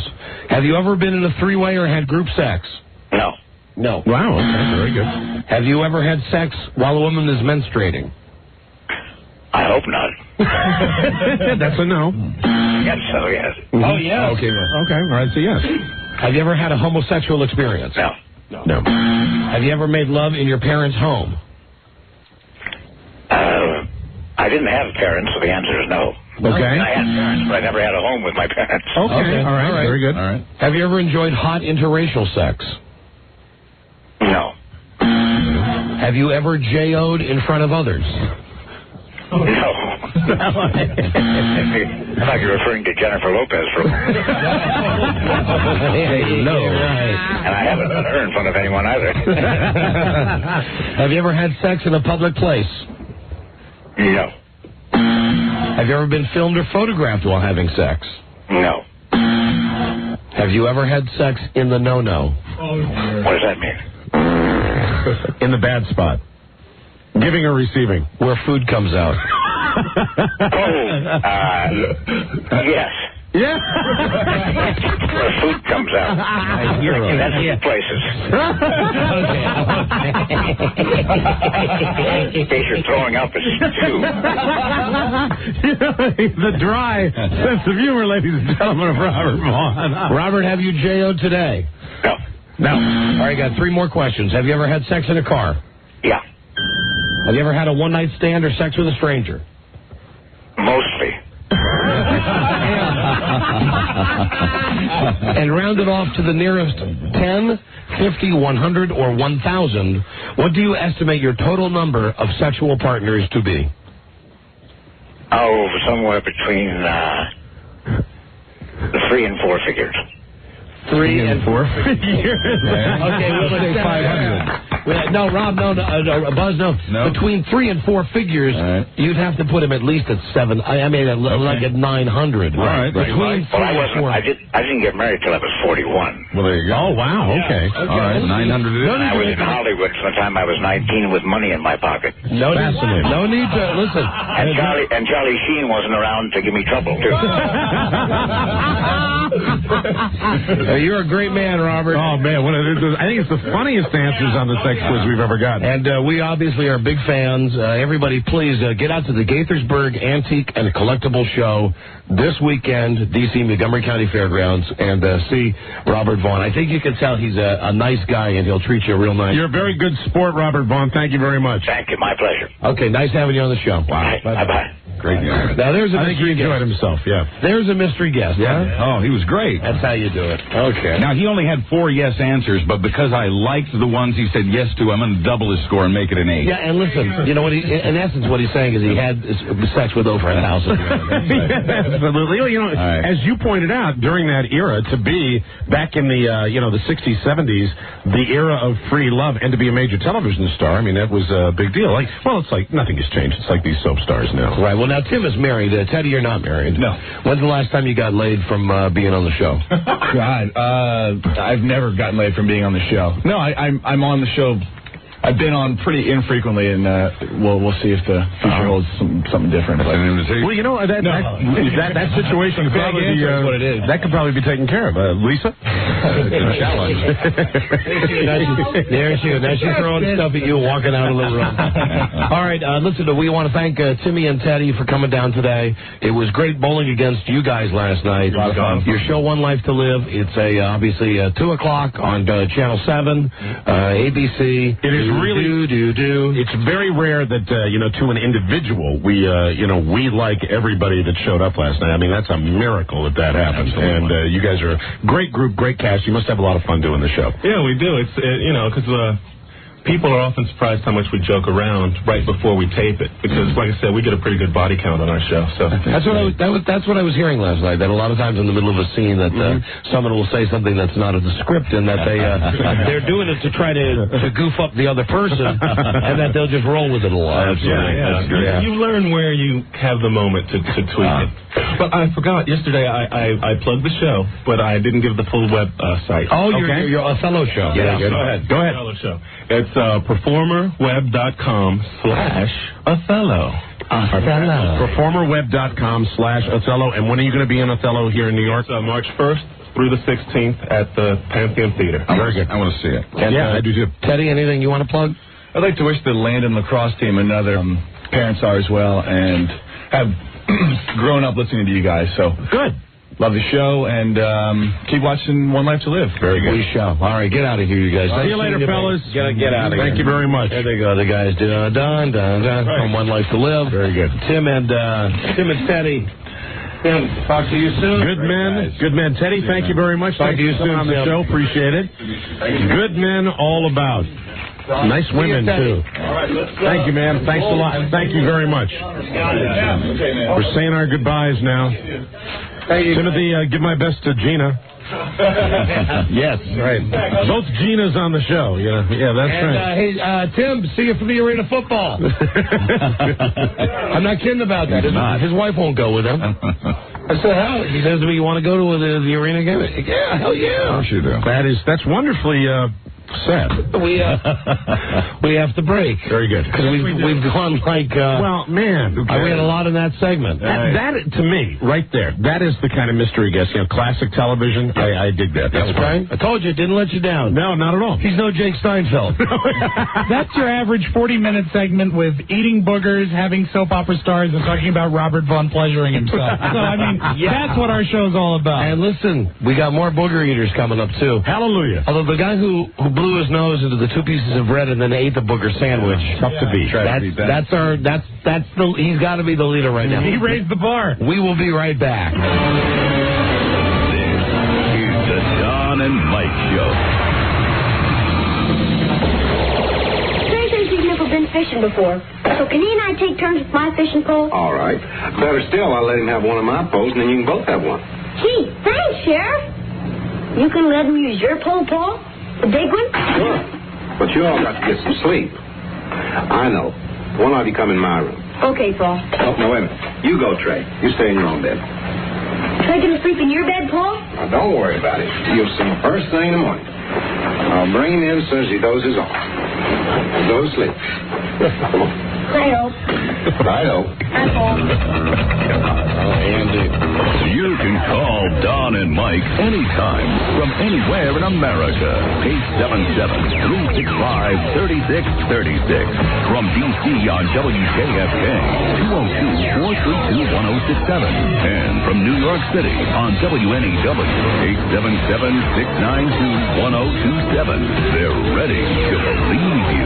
So if I understand that tape that we just played correctly, Opie has a friend coming to spend the night. Right. Yeah, they're talking about poles, and then Andy whisks the boy off to his bed. Don't worry about it. To Andy's bed. To Andy's grown-up bed. Right. And said he'll bring him back in after he dozes off. Right. What happens in between is never explained. Something to do with the pole, though. They'll make your crotch drool. Right. Don and Mike. Maybe that's what it had to do with some crotch drooling. Taking wholesome family entertainment and making it evil. Hello, Don and Mike Show. Hello. Hello. Cello. Hey, Don, did you see the Entertainment Weekly a couple weeks ago? Did I see the what, sir? Entertainment Weekly, the magazine. They're going to make a movie about Bob Crane's life. Yeah. Oh, no, we've had his son on the show, as a matter of fact, talking about that. Wouldn't that have to be like half porno? Well, you know, isn't it Greg Kinnear who's going to play, and I think that's absolutely perfect. Great casting. Really good makeup, too, if you saw the picture. Great casting. And yeah, we'll be partly about that. Hello there, Don and Mike Show. Hello. Hey, it's Randy. Don and Mike. Yeah, Randy. Oh, let me just say, Randy, hold on one second. That the Booger Brunch is now moved from the Booger Breakfast to the Booger Brunch. Well, you have to look at the clock on the wall. It continues. However, once again, I must read the rules. Yes. We've had so many guys show up who aren't 21. Well, I think that speaks to the type of individuals who are in their peak years for picking. 4 and 5 years old. 4 and 5 years old driving down here. So you got to be over 21 to come down for the contest. Very good. To do the paperwork. And I'll let Randy say what he wants to say, but I got to read you the rules, okay, that the lawyers wrote for this, because it's too funny. Very good. Anyway, Randy, what can we do for you? Told me that your list of girls and women and all. Yeah. I was wondering, do you think Shannon Tweed would be too old to be put on that list? Shannon Tweed, the Playboy. Well, you know, maybe, but she is a beautiful woman. But I think she's long in the tooth. Too long in the tooth for the list. Probably not. Oh, and Mike, I should tell you that on instant feedback. Yes. I know you probably don't know this. I didn't know this. Robert Vaughn was on the A-team. For one season. Oh, I didn't know that. He played some DA called General Stockwell. Wow. In 1986 and 1987. So technically you did have it correct. Well, I also think when we were going over his filmography, I think of Robert Vaughn not necessarily as the man from U.N.C.L.E. so much as parodying himself in a lot of feature films, which he did many of them. You should see his filmography. Seriously, like averaging a film a year for like 50 years. Yeah, pretty amazing. Yeah. Here is now this is so funny. This comes from the May attorney, the L man. Sure. This comes from his office. Don and Mike Show. Booger eating contest official rules. Nothing like seeing that on legal stationery. What's the official lawyer spelling of booger? Booger. Very good. All right. How to enter the contest. A. The Don and Mike Show's Booger Eating Contest will take place between 11 a.m. and 3 p.m. on Thursday, February 7th, 2002, and end with one winner on Thursday, February 7th, 2002. This is funny. B. To participate in the contest, Don and Mike will solicit up to 25, not to exceed 25 of their listeners, to go to the WNEW studios in New York to be a contestant in the Booger Eating Contest. Each qualified contestant must come to the WNEW Air Studio, 888 7th Avenue, New York, New York, 10106 on Thursday, February 7th, 2002, to have their Booger... And it's Booger and then S in parentheses. Right, of course. We believe. Judged by a panel of judges. Yeah. Judging the Boogers will be Don Geronimo, Mike O'Mara, Buzz Burbank, Rob Spiewak, and Lisa Herndon. Hey. The order in which each contestant will take their turn at eating their booger... This is hysterical. Will be based on the order in which they arrive at WNEW and enter the contest. Every contestant must pick their nose and eat their boogers with them when they show up for the contest. This is like a couple of grand worth of legal work, people. This is hysterical. This is great. It is possible that not all of the contestants will be granted the opportunity to perform her stunt due to time constraints on the Don and Mike Show. Judging will be based on the subjective impression of each judge based on the quality and quantity of the boogers. Judging will be based on a scale of 1 to 10, with 1 being the lowest. In the event of a tie, a new vote will be taken to determine the winner based on a final subjective impression by all judges of the boogers and the booger eaters. Hysterical. The contestant with the highest score wins a $1,000 prize. Don and Mike will select one winner. All qualified contestants may or may not be on air live with Don and Mike prior to the actual contest, which will be held on Thursday, February 7th, 2002. Oh, my God, this is hysterical. This is page after page. Yeah, and then it just... it goes on. The booger, and again, I think it's so funny that the lawyers have had to write the word booger. Oh, and talk about it, in their conference room. The Booger Eating Contest is open to all listeners of the Don and Mike Show who are 21 years of age or older. Employees of WNEW, its licensee, Infinity Broadcasting Company, its corporate parent, Viacom, their affiliated entries, and agencies participating sponsors may not participate or win in the Booger Eating Contest. Oh, my God. Booger Eating listeners are eligible to win a contest only once every 60 days. Wow. Booger Eating listeners are eligible to win a prize valued at $600 or more over once every 6 months. The prize. The Booger Eating prize is $1,000. All other expenses, sole responsibility of the winner. The Booger Eating prize will be awarded during the Don and Mike Show on Thursday, February 7th, 2002. If the Booger Eating prize is awarded and the winner is ineligible for any reason, a qualified runner-up contestant who also ate boogers will then be awarded the $1,000 Booger Eating grand prize. We've never had a contest with this much legalese. The original Booger Eating prize winner will forfeit her prize if she is ineligible for any reason to accept the Booger Eating prize. Oh, my God. Amazing. Let me see. Contest prize, Booger Eating contest prize is non-transferable. A check in the amount of $1,000 will be mailed to the Booger Eating winner. That's page 2. They had to have had fun writing this. Page 2? I wonder, Buzz, I was thinking about that. I was going to say the same thing. I wonder if they're, I picture either that's happening or, it's going down to the paralegals who have to, put this thing on paper. And I'm wondering if they're just steamrolling ahead, not even looking at the words. I bet they had fun billing 2 hours for it. When they did that. 2 hours. This was, Rob, I think this was about a whole day. Yeah. Selection of Booger winner. More. Decisions of station management of the Don and Mike Show with respect to the Booger Eating contest are final. And will be made in the sole discretion of Don and Mike and the panel of judges they select as they watch people eat boogers. Booger Eater winner will be selected from all qualifiers during the Don and Mike Show Monday, February 7th. All qualified Booger Eaters must appear live on the Don and Mike Show Thursday, February 7th. If a qualified Booger Eater does not appear on the chosen date, she will be disqualified. Man, oh man. All booger eaters will be judged by a panel of judges, including Don and Mike.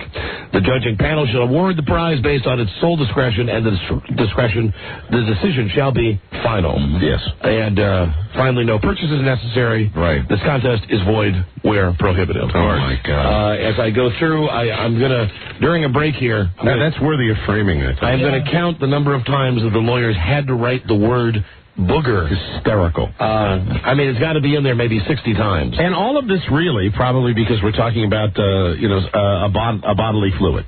I don't know. I think that's why I think that is why we had to go through all of this.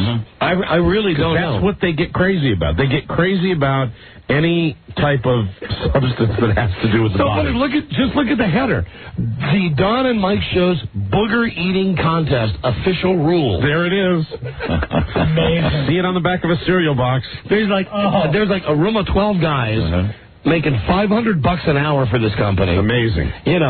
And they're sitting around writing rules for people eating boogers. It's a strange world, isn't it? Yes, it is. Save that. Welcome to it. No, that's why this is my copy. Right. That should be framed. Put down in the office. Put this in our office. Somebody sees that legal document framed on the wall. What's that? Oh, it's the rules for the booger eating contest. It's about a whole day of legal work done for a contest where people will pick their nose and eat it. And some of the people who were here have backed out. I want to say, just because the guy blew his nose into the 2 pieces of bread and made the snot sandwich, please don't back out of the contest. Yeah, I know we went maybe a little overboard on that, but there is, the contest does continue, even though, boy, D.A. Nick is the guy who's he's going to be hard to beat, but if you come down and you're really mine for gold, or if you want my vote, if you've taken the time to save and collect and swap with your friends your favorite boogers, and you come down with a bag of boogers and then you eat one live also, that would score you some points with me. And there's always room for nudity on the Don and Mike Show. Absolutely. Ladies, if you're a petite, gorgeous creature who wants to come down and pick and eat, I thought before you said statuesque. It could be either one now. It's just I have this vision of like a supermodel pretty woman coming in here and doing that. I don't know why. That would seemingly make it more digestible. Hello, Don and Mike Show. Hello there. There's other visions too. Hello. Hello. Hey, you're on the air. Hi. How you doing? Okay. Listen, you got to save that letter for the scrapbook. That's golden. It is funny. No, we're going to frame it and put it up on the wall in our office. Yeah. Beautiful.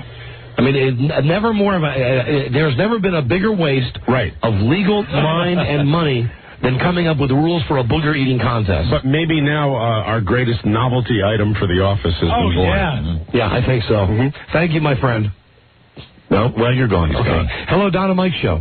Hey, I'm sitting in traffic, and you can tell everybody who's listening to your show while you're reading the rules because they're all picking their nose. 30 people picking their nose in the last 10 minutes. That must be it. Gotcha. Thank you, my friend. And adhering to the rules. Hello there, Don and Mike Show. Hello. Hey, Don and Mike. Hi. I was just wondering, you left out one detail. If there's a lawsuit over this booger eating contest, what law would apply? Would it be the law where the booger came from, or what? I don't know. I don't know. Crossing state lines. Well, you've heard of blue laws, sir. These are green laws. Right. And maybe red laws as well. Brown. Ass white. That's not acceptable. You ass white. Ah, that is nasty. Sorry, that gets deleted out, Robbie. Hello, Don and Mike Show. Oh, Don, you guys are killing me. I'm about 4.5, 5 months pregnant. The other day, I'm driving home from work, eating an apple, and you guys are talking about underwear tea. I thought I was going to hurl. Now I'm getting ready to drive home. I'm eating a pear, and you guys are talking about booger sandwiches. You're killing me. Well, but, just think your baby's going to be healthy with all that fruit you're eating. That's right. Oh, there you go. Thank all right. you very much. Thank you, honey. Have a ginger Take care. Bye-bye. Bye-bye. And, for all of the complaining that I heard about this from people, who've called this week and said, I won't be listening. Sure does sound to me like people are listening. And we've up to this point, we've only had 3 guys come in and eat their boogers. Yeah, absolutely. Only 3 guys. The one guy was masterful, though, making the sandwich. Oh, my God. Hello, Don and Mike Show. How you doing? Hey, we're doing great, thanks.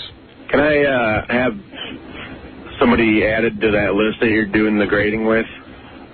Well, you got a woman? Well, I have a woman. We're really not even done with it yet, but who would you like to throw in? Anna Kournikova. Yeah, she's going to be rated. Don't worry. At one point, some of the categories we have coming up are TV news babes, TV sports babes, female athletes. We will be grading the Williams sisters as well. Yeah. That's a good idea. Hot. Yeah, Anna Kournikova. I love Anna Kournikova, but she never wins, right? That's the whole deal with her. She just won something the other day. Did she win a tennis tournament? I would win. I would eat the corn out of her Kova. Have you seen it? That's good. I really would. Boy, oh boy. You know, we got to have more late nights. Yeah. Anna Kournikova, did you ever see the and I was wondering whether it was legitimate. There is a picture that's circulating on the internet. This is from maybe a year or two ago. It's on the internet, Mike. It's got to be true. It says it's Anna Kournikova, and what it is it's just a shot of her tennis skirt, and I don't want to get delayed here because I want to say this the right way. It's a shot of her tennis skirt where she was apparently playing a tennis match in a very hot stadium. That is a real picture. That is really her That is a real picture. place? Yes. That is a real picture that is well documented. Okay, Rob doesn't know what it is. What I'm talking about, it's a picture of Anna Kournikova. Yes. And it's just her tennis skirt and tennis panties. Right. And she's obviously sweating. Yes. And sweating to the point where she's giving herself a wet panty contest. So you can see everything. Wow. And that is absolutely legit. Wow. They ran pretty incredible. They ran the picture in a London newspaper. Can we take a break? That's where it started. Right now? Hello, Don and Mike show. Hello. Yes, hi. My name is Cornel Lupo, and I won on the Sports Guy Show tickets for Devils game. Yeah. And I was wondering if I'll be contacted through mail or through the phone. No, Scott Farrell will come to your house. Farrell, what he likes to do is normally drop off all the prizes himself. And stick around for a drink. And if you arrange to have him come by, like when the game is on, he will have you turn the sound down and do play-by-play. I got your ticket. And invite your mom over because he would also like to have sex with your mom. Yeah. I'm sure he would. Very good. Thank you. I'm glad we could help you. Glad we could help. Hello, Don and Mike show. Another winner. Hello. Don and Mike. Hello. Hello. You're on the air. Hi. Hi, yeah. Actually, I was going up because I got a couple of suggestions of the ways people come in and they can do a booger contest. All right, go ahead. It's always the two-finger booger, just see how many fingers you can have in the nostrils. All right, that's a nice trick. Do it on trick. both sides. That's true. You could go with the double nostril route. Yeah. Yeah. All right, thank you. Yeah. Those are good ideas. Toodaloo, ass. Mike show. Many of them. Hope that guy gets his tickets. Hello. Hello. That was a different guy, Rob. I know. But I'm still stuck on it. Right. Hello, Don and Mike show. Hey, what's up, Don and Mike? Hey, buddy. I just wanted to, you guys are down in Chantilly, Virginia this weekend, right? What? You'll be down in Chantilly, Virginia. You'll be back home at JFK this weekend? I don't think we're going to Chantilly this weekend. Why? Has somebody moved the studios? No, it's just there's a big golf show down in Chantilly, Virginia this weekend. I wanted to invite Mike because I know he's a big golfer. I've been to that show before. I know what you're talking about the Expo Center, right? Yeah, at the North Coast Golf Show. Okay, yeah, I was planning on going out. Are you going to be there? Yeah, I have a booth. I'm the president of a golf manufacturing. Okay. So you are planning on being there? Yeah. Okay, I can't make it. Very good. Bye-bye. Toodaloo. Hope he doesn't take that personally. Sir, don't take that personally, really. I'm just kind of goofy today, okay? I'm kind of loopy, and I'll come by and see you at your booth. If he goes to that show, how will he use his tickets? Don and Mike show. Rob, that's a different guy. What do you mean? Hello. Hello. Hi, you're on the air. You are on the air. Yeah, Don, I wanted to let you know about a store called Mitchell & Ness in Philly. Yeah? It sells authentic NFL jerseys. I just picked up a Johnny Unitas jersey a couple weeks ago, and they had some original Packers jerseys. How much was the Johnny Unitas jersey? $300, unfortunately, but they had some original Packers jerseys ranging from $150 to $300. Christ, hold on. Give the information. Made up with your own name. He's into it. Yeah. Give the information to Lisa. He is into it. Hold on a second. What's your name? My name's Jamal. All right, hey, Jamal, hold on. Lisa, seriously, get the information. Jersey alert. Don, what you should know is there's a guy also named Jamal that signs all the shirts. Well, Don and Mike show. Hello? Mike, you get a certificate of authenticity. I know. He takes the shirts out in the back, rubs them in the dirt. Sure. Game worn. Hello, it's Don and Mike show. Unitas. Y-U-N. Hello. Don and Mike, hello. Hello? You're on the air. Hi. How you doing? How you doing, Bugs? Good, thanks. You're the coolest. Thanks. I'm just a little I agree. I'm just a little bit offended. I think we can't call them boogers. That's racist. They are mucus Americans. Get out of here. Interesting. Get out of here. We got a break, right? Because we went long. Yeah, we okay. More contestants coming up. More show coming up. We'll be right back. This is the Don and Mike Show. This is Stacy. I'd like to say to all the sales guys and our sales staff, you're a bunch of faggots.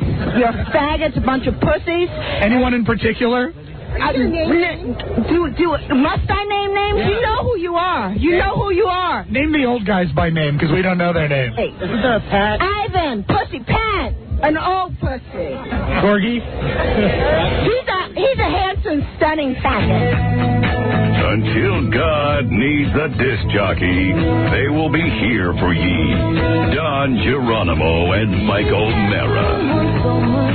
Well, I'm here to tell you that the Booger contest is still on. However, there are 3 guys down in the lobby who are over 21, right? They didn't want to come up. Because of the quality performance that we had earlier? Because they knew that we've already had a slam dunk winner. Yeah, that's probably right. Oh, come on now, guys. You're effing with a contest now. I'm not. I'm being honest, Don. I'm just being honest. No. I know there's somebody out there that could wow us. Yeah, but with Jack Kent Cook, you can always pick better than your supposed best. Sure. It sucks on ice that all the guys that are here to play have heard us talk about the guy who made the Booger sandwich. Well, you want to know 2 guys who were demoralized? Anthony and Dave, our very first 2. Oh, I know. They're sitting there just pouting on the couch because they're so bummed out. Right. I don't want to tell them to go home because technically they're still in the contest. That's right. Well, we'll have something for them. Yeah, well, they get a nice consolation prize. Not that we've already determined. But Anthony and Dave, you can go home. And D.A. and Nick, you might want to hang around. Yeah. We'll phone you. But I sure would like some. I would too. And the thing is, a woman. I'd like at least one woman to participate in this contest. The thing is that we've sold it, and we had a guy come in who did such an outstanding job that now the guys that came all the way into the city are downstairs saying, no, thanks. Why should I come up and eat my booger on the air when you got a guy who blew his nose into 2 pieces of bread and ate it? Quitter. Yeah. Don't be a quitter. Positively. Always eat you. So listen, you gotta show up. Otherwise, it's gonna be. Although, listen, Dish Network is happy to be involved in this contest. Of course they are. They're proud. They are indeed. To be the official booger eating contest sponsor. $1,000 from the Dish Network. The system Mike and I are getting. Get Dish Network's digital home plan. All right. 165 digital and static-free channels for 3 months plus free installation. Call 800-333-DISH. Very good. But anyway, a lot of guys are showing up and they're pissed because what they're doing is they're coming all the way into the city. They're parking the car. They're coming up to the radio station. They're doing the work. They're baby stepping. They're going to the 10th floor. They're going to the receptionist, and they're just coming in to say, hey, I'm pissed that I came all the way in. I understand. And there's already a winner for the contest. That's okay. Well, there's not already a winner. No, we haven't tipped our hand as to who's going to win. To change at the drop. There's not a winner. Right. I envision all of you guys coming in and everyone getting an equal chance. Full time. Contestant is filling out the paperwork now. Okay, so good. All right, we got at least one other guy who's willing to come in and give it a shot. Very good. Beautiful. Okay, make this more of a competition.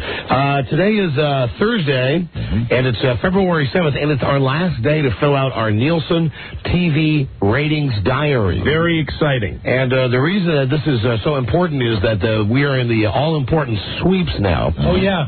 Rob has... Is it really sweeps already? Yeah, it's February. Rob has done the work. I did the last weekend, yeah. Rob did all last weekend. Is that the Dungeon or the Sex Room Journal? That is the Dungeon Journal. What did we watch in the Dungeon? Listen to this. Rob really...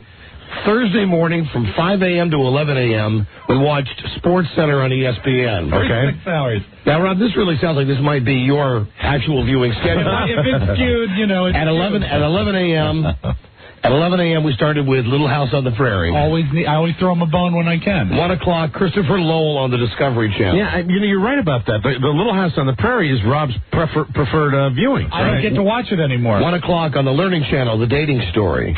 2 o'clock, JJ the Jet Plane on Julia PBS. loves that. Yes. At 2:30 on UPN, Clueless. 3 o'clock, again, for whatever reason, you are just rock hard for this guy, Christopher Lowell. Oh, have you not ever seen Christopher Lowell? On the Discovery Channel. He is, and not that there's anything wrong with this. Is this the guy that's got the goatee beard? Yes. And he likes to decorate? What you need here is a little bit of burlap. I know you're saying that. He is the gayest, and I thought it would be funny if we were watching him in the dungeon. 4 o'clock, History Channel, Great Blunders in History. 4:30 on the History Channel, The Wrath of God. 5 o'clock on Channel 5, we watched a full hour of Judge Judy. 6 o'clock, we watched on Discovery Wild Jewels. At 7 o'clock, we watched The Three Stooges on the American Movie Channel. Buzz, are you doing a jumble during the show? No, of course. Are you doing? Of course not. Buzz is doing a jumble. He was doing puzzles. He loves the jumble. Buzz, that was from before. No, that was from before. Buzz, no. You know what? Give me the goddamn newspaper. No, keep it. That was from before. For a guy during the break. You were doing a puzzle. For a guy who for a guy who complains about the fact that you want to be a part of the show more, you want to be involved in the show, right? Jesus Christ! No, that was from before. That was from the break. You're doing a jumble. You were doing Buzz. Be honest. I'm an eyewitness. You were filling out a crossword puzzle during the show. You did a puzzle during the show. No. And what does that say to me about what you must think about what we're talking about? No, not true. I'm sure you won't be offended if Mike and I just read during your news show today. No. If Mike and I just start drawing pictures during your news. You say in sports, I'm over here playing Jack. Right. No. Jesus Christ. I apologize if I offended. I was paying attention. Oh, my God. All right, listen, everybody. Pinball tournament today during Buzz's newscast. Excellent. Okay? That'll be fun. Everybody meet out in the outer lobby. We'll play the new pinball machine during Buzz's news. I couldn't believe what I was looking at. I swear to God. Buzz. What was the puzzle you were doing? Was it the jumble? It's the one I work every day. It's the jumble. That's true. Henri Arnold's jumble. Right. What page is that on, Rob? I'll find it. It's in the comics. I think it's on the same page as Peanuts. Toward the middle of the paper. Middle of the paper. Right, all right, let me see how far he got with it. I'd only done one word before we came back. Call out the letters. See if I can get it too. Okay. Jumble's fun. It's that scrambled word game. Crane. K-R-A-M-E. Now, what is the jumble? Is where I'm not even sure. You put the. I know it's called the jumble. There's you get 4 letters K-R-A-M-E, and you're supposed to turn it into a word. Right. Yeah, you have to unscramble them. And Buzz has figured out the word is maker. Right. Yes, of course. Maker. Mm-hmm. Okay, great. And then the circled letters and the jumbles will give a caption to the puzzle. My sincerest apologies. I was following along. Sure you were following along. You were following along as you were doing a crossword puzzle in the newspaper. No, I heard about the gay guy in the burlap, and I'm following as we fill out the dungeon journal. No. Ask me anything. You know what? I'll tell you why this pisses me off. There's a guy. I apologize. There's a guy. You know what? From now on, Buzz. You know what? What? Here's the newspaper. You fill out. Here's the USA Today. Okay. You fill out tonight's ratings diary from 8 till 11. Okay. And I'm going to read the newspaper. Okay. Can I have the jumble? Yeah, Rob, you can have the jumble. Here you go. Here's the jumble for you. Hey, I thought we were going to do this on the air, though. We are. Buzz is going to do it. Oh, Buzz is going to do it? Yeah. Buzz won't enjoy it. Go ahead, of course. I'll enjoy it very much. Okay. I think at 8 o'clock I would start with the Encore Channel's presentation of 12 Monkeys. Because monkeys are always funny. Do you have the diary to fill in, Buzz? You'll need that. Yeah, I will need the diary. Don't you fill that in when we're as long as we're going. doing that? Right. Let me just say, I've got to take that back from you, Buzz, because the movie 12 Monkeys is not about monkeys. The movie 12 Monkeys is a Bruce Willis movie that is about the future. Well, I didn't say it was about monkeys, but it had monkeys in the title, which is why I chose it. Here you go. Fill out your crossword. No, I'm not. Fill out your crossword puzzle. I have no desire. Fill out your crossword puzzle and just wait for the 15 minutes during the show that you actually work. I have, yeah. It's right there. Yeah. There you go. There's your jumble. I don't even want it. We'll never see it again. We will never see that again in the studio. Never see it again. Take your jumble. Take your jumble and wait about an hour from now, and you can do the news. I want no part of it. All right. You'll never do another jumble again. Never again. 8 o'clock tonight. Ouch. Wow, that hurt, Buzz. All right. Yeah, I apologize. God damn, that hurt. The last thing I would want to do would be to hurt your feelings. Damn. You know me. Man, you're on the show. Yes. And you're bored with the show. Not at all.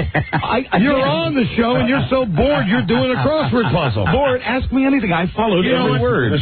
I worked with a guy once. You know what he's doing? Technically, he's multitasking. I worked with a guy once. His jockey name was Citizen Dan. And not his real name? That's a dumb name for a disc jockey. And I could not agree with you more. And I would get pissed at this guy. This was back when I played records. Right. Okay? Right. I would get pissed at this guy for doing a crossword puzzle while the records were playing. Right. Because I'd walk in the studio and the guy would be doing this. And I'm thinking, boy, you should be getting a phone bit together. You should be picking out your next record. Right. You should be, on the phone trying to get laid. Sure. But no, the guy doing what DJs do. The guy was doing a crossword puzzle. As Rob will tell you, they grab it. They grab you, don't they? Oh, the jumble or the crossword puzzle? They become a passion. Listen, I'm fanatic about crossword puzzles. I've never had the intellectual capacity to actually do one of those. Just not while I'm here doing the show. But man, if you just by accident saw one clue, it's hard to tear yourself away. Hello, Don and Mike show. Never. Oh, here come your fans, Buzz. Never again. Hello. Right. Yeah, hi. Stop picking on Buzz. Listen, he is a legitimate television personality. Buzz, I was watching TLC at about 2:30, 3 o'clock in the morning last night. Yeah, right. And I heard some voiceover work with the voice of none other than Guy Birdley. Yeah, and let me just point out that Buzz would not be doing those commercials on local cable access if he was not on the highly rated Don and Mike show. Yes, we have given him the exposure. A show that he finds so boring, he must do crossword puzzles during the show. I don't. While the show's on the air. I've followed every word. Hello, Don and Mike show. I've been riveted. Hello. Oh, well, there goes one of your fans, Buzz. Yes. They just gave up on you. Well, they had a puzzle to do. Hello, Don and Mike show. Hello. What? How can I make this up? That little moment right there. That little moment was where this lightheartedness moved into real tension for a moment there. No, there's no real tension. Aside from apologizing, there's no tension. How can I want some penance, perhaps? No penance necessary. Okay. No penance. Buzz, I was looking at you out of the corner of my eye, and I wasn't going to bust you until I saw the pencil go down on the paper. Right. That's the only, and that I just you can't let that lie. I cannot sit there in good conscience and realize that was happening. I couldn't do it. Amen. I've been bad. I'm sorry. Hello. I'll be over here now. Don and Mike show. Hello. Hello. Don and Mike. Yeah, hi. I'd like to help Buzz contribute to the show more. I'd like to eat snot out of Buzz's drawers. All right. Thank you. Buzz's drawers? Buzz's drawers. Maybe he meant Buzz's butt snot. Hello, Don and Mike show. Hi, I see how it is. Buzz becomes a big TV star and he's too good for the show. No. That's exactly how it goes. That's it. That's right. Buzz, what is the standard line that people can hear on pay-per-view? Not pay-per-view, but on cable when what do you say? To order pay-per-view, dial 555-1212. I'd like to remind you wouldn't have that gig if you weren't on this show. You need not remind me, sir. I know it very well. Don and Mike show. Hello. What's going on, Don and Mike? Hey, hi there. Yo, you gotta cut Buzzy some slack. I understand. Buzzy, I just got high too. Don't worry about it. I'm doing a crossword puzzle until I settle down, and I'll get back to work too. Don't sweat it. I understand. Don't get caught, sir. Hello, Don and Mike show. Hello. Don't get caught what? Getting high or doing the crossword puzzle? Either one. Yeah. Hello, Don and Mike show. Don and Mike, radio guys. Hi.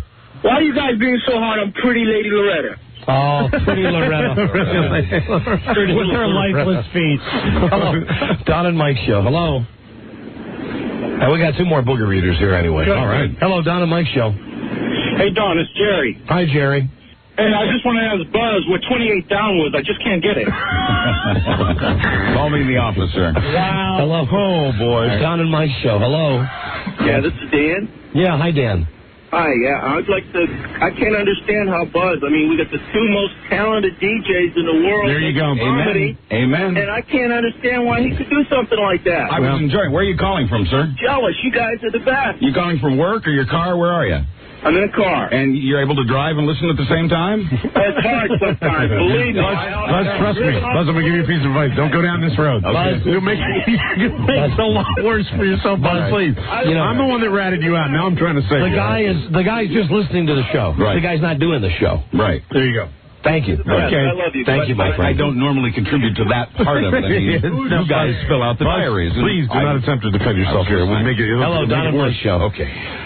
But your input is certainly always welcome. Or at least your input used to be welcome. Yeah, Buzz, I should point out, over the last few months, you have contributed many witty asides. I should point that out to you. I tell Buzz constantly, and this is not true, Buzz. I mean, absolutely true. It's the dry Midwestern sense of humor that he adds to the show. I tell Buzz, now listen, I know during the news that we jump in, but it's news and comments. Right. But I tell Buzz during the entire show, and I've pulled him aside and said, yes, your microphone is on. Right. Speak. Yes. I want to hear what you have to say. And when I have something to contribute and there's an opportunity, by all means, I dive in. And when you're bored, you just do a crossword puzzle. No, and that's not a sign of boredom, and no, that's not what I was. And really, if you're going to go for the defense angle, what you should do is it's not a sign of boredom. It's an ability to multitask. Hello, yes. Don and Mike Show. That too. Hello. Again. Hello. Hey, Eric. Hi. Yeah, how you doing? Hi. I can't do that jumble straight. How's he doing all racked up on bikes? I'd like to, speaking of multitasking, I would like to compliment a woman in a store yesterday that was, I was buying a scarf because it was cold. Right. And this woman was doing this. She was on the phone, speaking with a friend, folding a shirt, and ringing me up at the same time, and didn't miss a beat. Great. There were three tasks going on. Do you remember the store? Yeah, it was, I'm giving them a plug. It was the Men's Warehouse. Go in today and see if she wants to do news. Hello. Don and Mike Show. I just started to feel bad now. Hello. Hello? I busted him, and now I'm feeling guilty. Hello, Don and Mike Show. Hey, guys. Hi. What's going on? We're talking about Buzz's crossword puzzles. Well, I got a book here by an author named Ray Garton. And in the dedication, it says, this book is for Buzz Burbank, my favorite swinging newscaster. Yeah, that's the guy who he's dedicated several books to you guys. Yeah. He's the one that writes the books about TV shows? Yeah, but he's That's also a Buffy book. He's got a saucy real novel coming out. Mm-hmm. Yeah, he guys are mentioned in. That's nothing. I just want to know if it was him or not. No, and I'd like to point out the only reason that Buzz got that book never would have happened dedicated to him is because he's on the Don and Mike show. Been for you guys. He's been on my show for over 20 years, yes. And I was saying his first time. God knows how many times before, we weren't this close together when you were in the other studio, Buzz, in Chicago.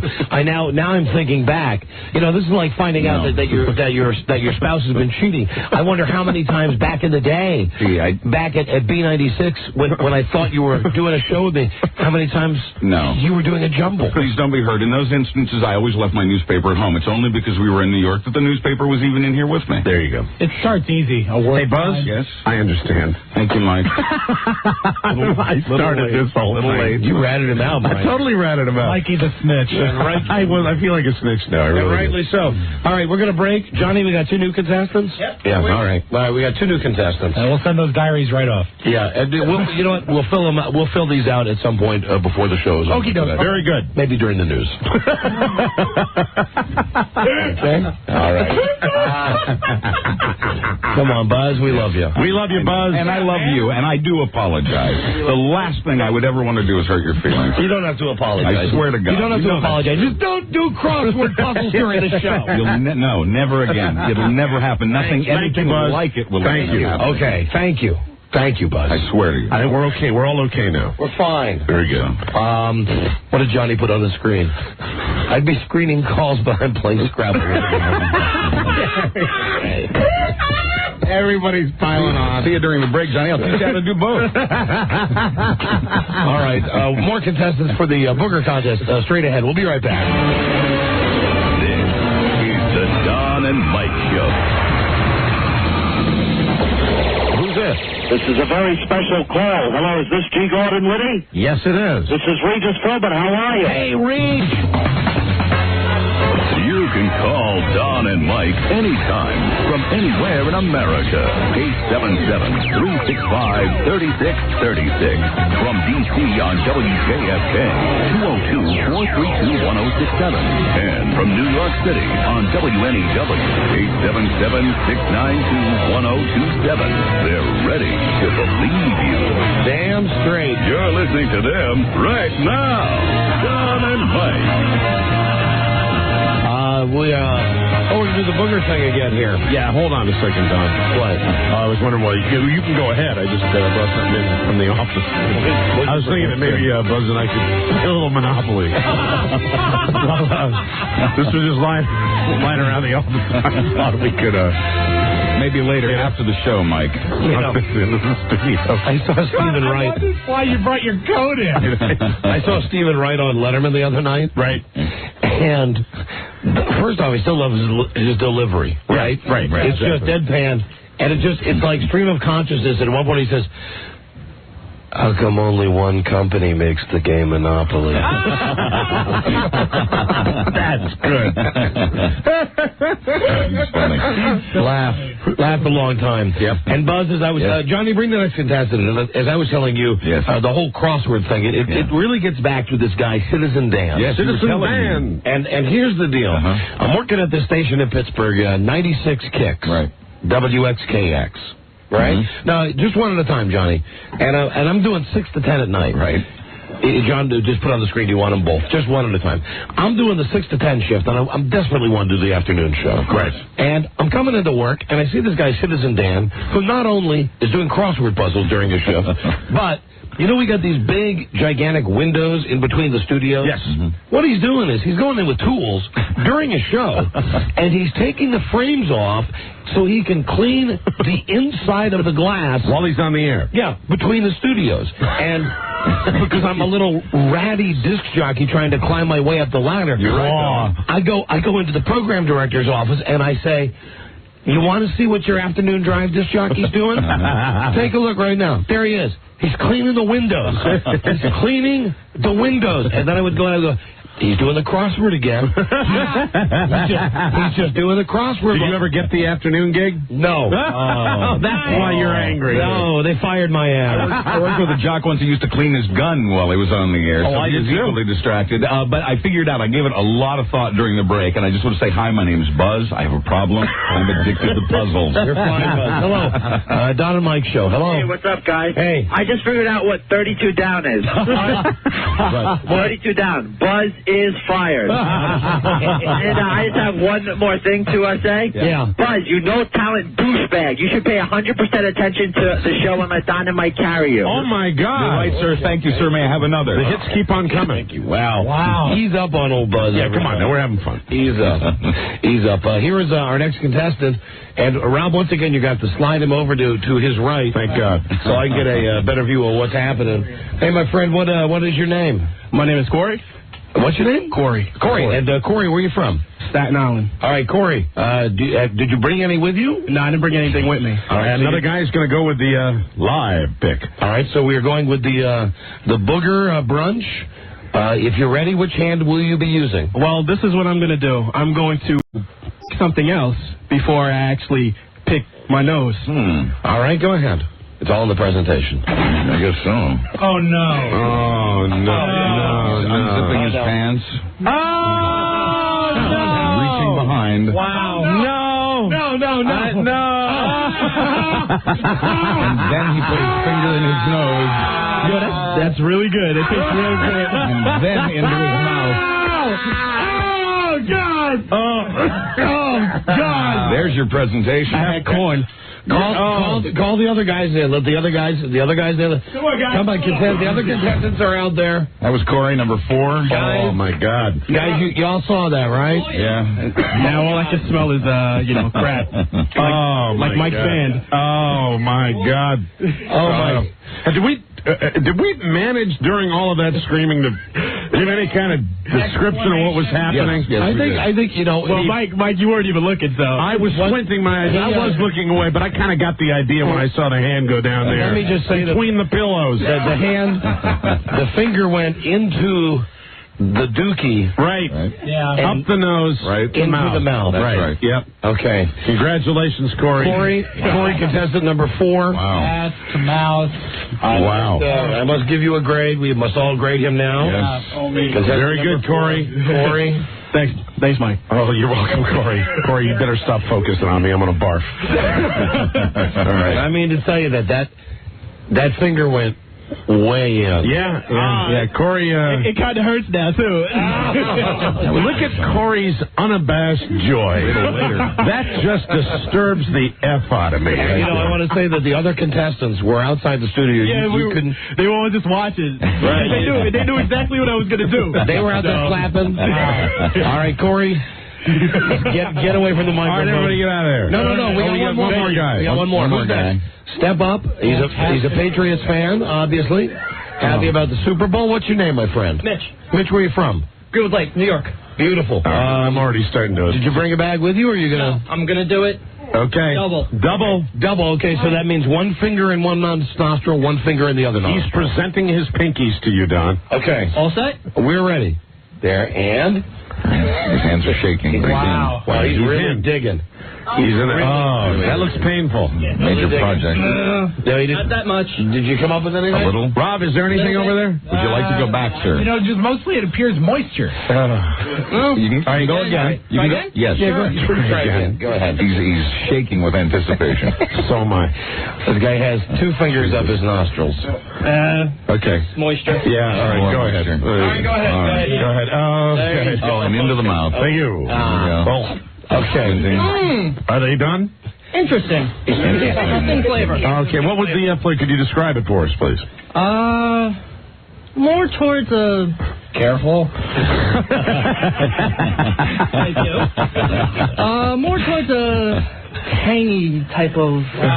This is like cigar aficionado. You know, he's the grossest contestant we've had. All right, all of you get out of here. Thank you, please. Thank you. Bye. Corey, well done, my friend. Nice well job. done to Corey. Wow. All right. What are you doing? Oh, you tripped. He tripped on the headphones. And that was number 5. His name again was what? Please feel free to. No, Corey was number 4. Feel free to put your hands on some more equipment, sir. It was Mitch. Mitch. No, it was Mitch. That was Mitch? Okay. All right, I'm sorry, Mitch. Mitch. Wowsy woozy. Yeah. Ooh. Wow. Well, let me just say that I don't know how the rest of you are scoring, if you're scoring at home.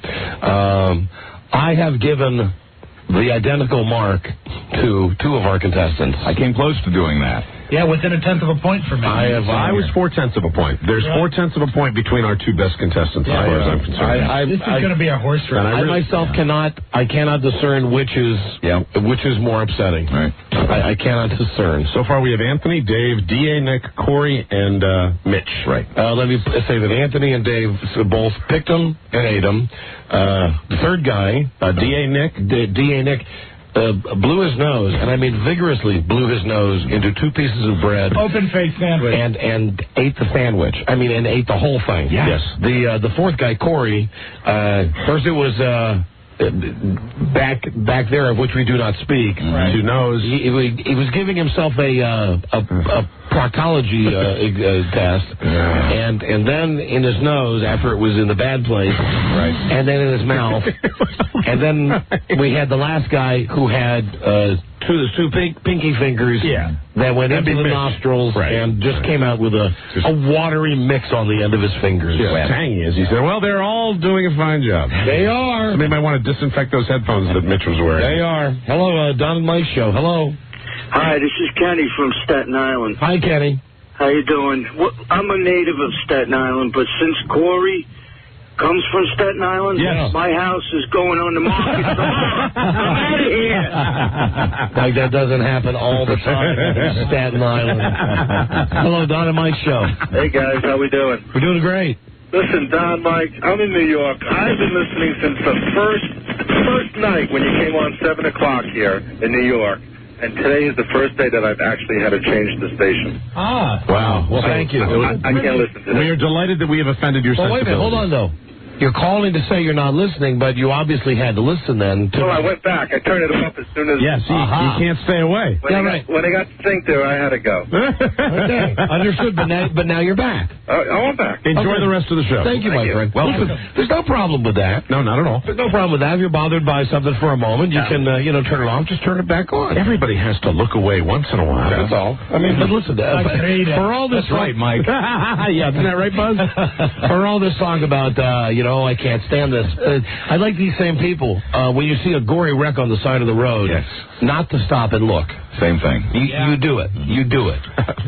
And sometimes you do it on the other side of the road. That's right. That's called rubbernecking. And you get other side of the road rubbernecking. That's right. That's simply offering up what America already craves. Of course. We are a gory wreck. We like to look. Hello, Don and Mike show. Well, you can look. Hello. Hey, how you doing? But you better not talk. Hello, Don and Mike. Hello. Hey, how you doing? Hey, I just have a solution for those people who get too queasy about it.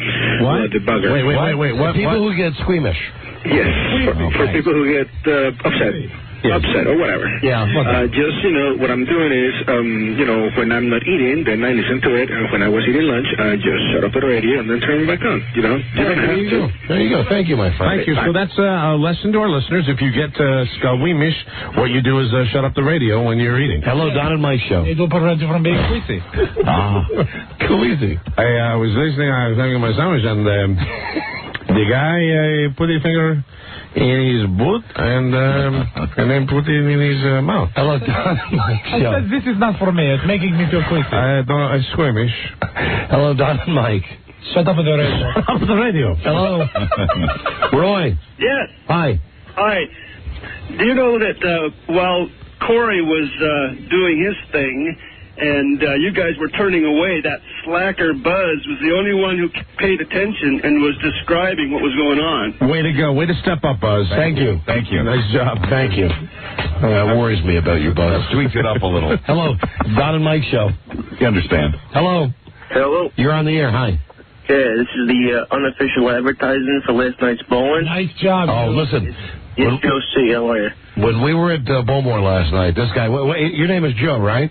Yeah. Joe, this guy had, how many ads did you make last night? How many fake ads did you make? I'd say 20, 22. Yeah. 22. All of them on big, gigantic poster boards. He was getting some laughs last night. So he comes up to me before we're bowling. I'm standing there with a bunch of our listeners, and we're having drinks together. Right. And he says, "Hey, listen, I got something I want to run by you." He says, when you go to a ball game and you watch a game on TV, they got those things behind the catcher with the ads. I said, "Yeah." He says, well, what I've got is I got a bag full of ads that I've made, and what I want to do is, as you guys get up to bowl, each of you, I want to hold up a different sign, and I got about 1 million of them. And he showed me the first one, which said something like. The punchline was called 1-800-Toodaloo-ass. Right. So I said, yeah, bring them on. Yeah, it was funny. And this guy stood there throughout the night as each of us bowled. Yeah, you were a trooper. You stood there the whole time, Joe. Yeah, it was not the whole time. Most of the first one and the second. I figured I'd actually just sit back and watch it, what's behind an Amstel. Yeah, Joe, you're great. Rumbo got me hooked on the Amstel, Who did? Rumbo. Oh, Rumble Stillskin? I call it Rumbo. Yeah, it's a fine brew. Hey, Rummy, are you the one that got, incidentally, thank God I stayed away from this last night. Are you the one that got the Sambuca going last night? Uh-oh. Yeah, I thought it was you. Yes. Yes, it was you. We've shown our drinking experience by both avoiding that. Yeah, absolutely not. First off, let me just say that stuff is rocket fuel, but also it's death fuel. Yeah, and it's not good for the morning. There's just way too much syrup. It's a little heavy. Oh, it was Richard's idea? You're at now Richard on that? Okay. Yeah, Richard, the guy that doesn't drink anything, and just watches us as we all fall apart. Right. Okay. It was Richard who had that. Oh, hold on. Here we go. Thanks, Johnny. Hey, listen, Joe, I've got the ads here. Okay, and, Johnny, we're going to put these on WNEW.com. Okay, we're scanning them now. These are good. They're well designed. Here they are. Here's one. It's Lisa. Because we really didn't get a chance to look at all of them last night. And it's Lisa's face, and it's a picture of Lisa doing her dance after she's bowling. Mm-hmm. And it says, anywhere, anytime. Or in Lisa's case, all the time. And it shows her bowling while she has her telephone attached to her belt. Right. Voice stream it's your call, and then it says, message from C. Broyhill. He's a detailed listener. Let me see. Jamie Lee Curtis on the bottom there? And Jamie Lee Curtis on the bottom with the dead eyes. With the X's, it says, damn, she's got me beat. Here you go, and this would be for me. It says, we put the underpants in your tea. And it has a picture of underpants going into a teacup. And it says, we put the underpants in your tea so you don't have to. Look at that. Travis's underpants tea. The taste that hits you so hard, it'll knock a feces into you. Wow. Caution, please allow 10 minutes of boiling before consuming. There it is. Amen. Yes. All right, hold on. Now you have a fake picture of Mike with Winona Ryder. I saw this one last night. I pasted her face on Lisa's sister's body. It says, now I can get it up even when I'm down. Thanks, Alexia. Mike O'Mara. Alexa. The power of Pascal minus the erectile dysfunction. There's a lot of work into these. And then there's a picture of Michael Jackson that says, I could get her. Wow. Two jokes on every page. And we have from Rockport Shoes. Right. Ah, good. Wow. The logo and a pair of shoes. And Buzz's picture. They're so nice. They picked me as their spokesman because I'm nice. Very simple one there. You got them all nailed. Then you have Carrot Top with the Wendy's logo. And it says, looks like you're stuck with me. Hi, Buzz. Got any weed? Wow. Again, well done. Mike, you're going to love this one. Okay. Special edition added footage. Willy Wonka and the Chocolate Factory. Own it on video and DVD. Has a picture of Charlie. And of the guy from Chico and the Man. It says, Grandpa, this banana's fantastic. Keep eating, Charlie. And it's like a movie poster. Fantastic. And you have... Wow, you really... I mean, how much total time did you put into all of this? I'd say maybe a good 4 or 5 hours. I had to put them together and print them out. At least. Then you have Spiewak Vineyard. White wine. White wine. Enough said. That's it. That's a bomb. So subtle. That is really funny. This is another movie poster. When one linebacker stops playing, he goes crazy. SOS. Summer of Sam Huff. And what he's done is he's taken all of the headlines from the Daily News, right, where they're writing about Berkowitz, and he's put in pictures of Sam Huff. That is detail right there. Now available on video and DVD. Summer of Sam. Oh, where it has the number 44, I replaced it with number 70. 70. That is funny. Now, here you go. An ad for Absolute Vodka. Right. It's the bottle of Absolute Vodka with Jack Diamond's face in the middle, and it says Absolute DA. I told you that's my favorite. That is a good one. Then you have Yankee Doodles. Oh, this one is cool. And try and describe it. I can't. It's a feminine product, and it has a picture of Lisa saying "delicious." Oh, okay. You know what they are? Well, are those diaphragms? At the top, I think so. Yankee Doodles. Yeah. Okay. Then you have weird there. He's thinking about you a lot, Lisa. Then you have. Why do you build me up? Buttercup, baby, just to let me down. This one you're going to love. It says his name was Henry. Clay Henry. It's a picture of a body bag and a shotgun. Oh, my God. And the Subway logo. I couldn't even find a picture of Clay Henry. Okay. So it's like they've killed Clay Henry. Very interesting. Then you have... I'm getting frightened. Hold on a second. You have Rummy playing cards. That's a funny one. Howard Cosell. One Life to Live, Don and Mike's Booger Breakfast, Big Nose. Here's the first one. Your ad here. Call 1-800-Toodaloo-Ass.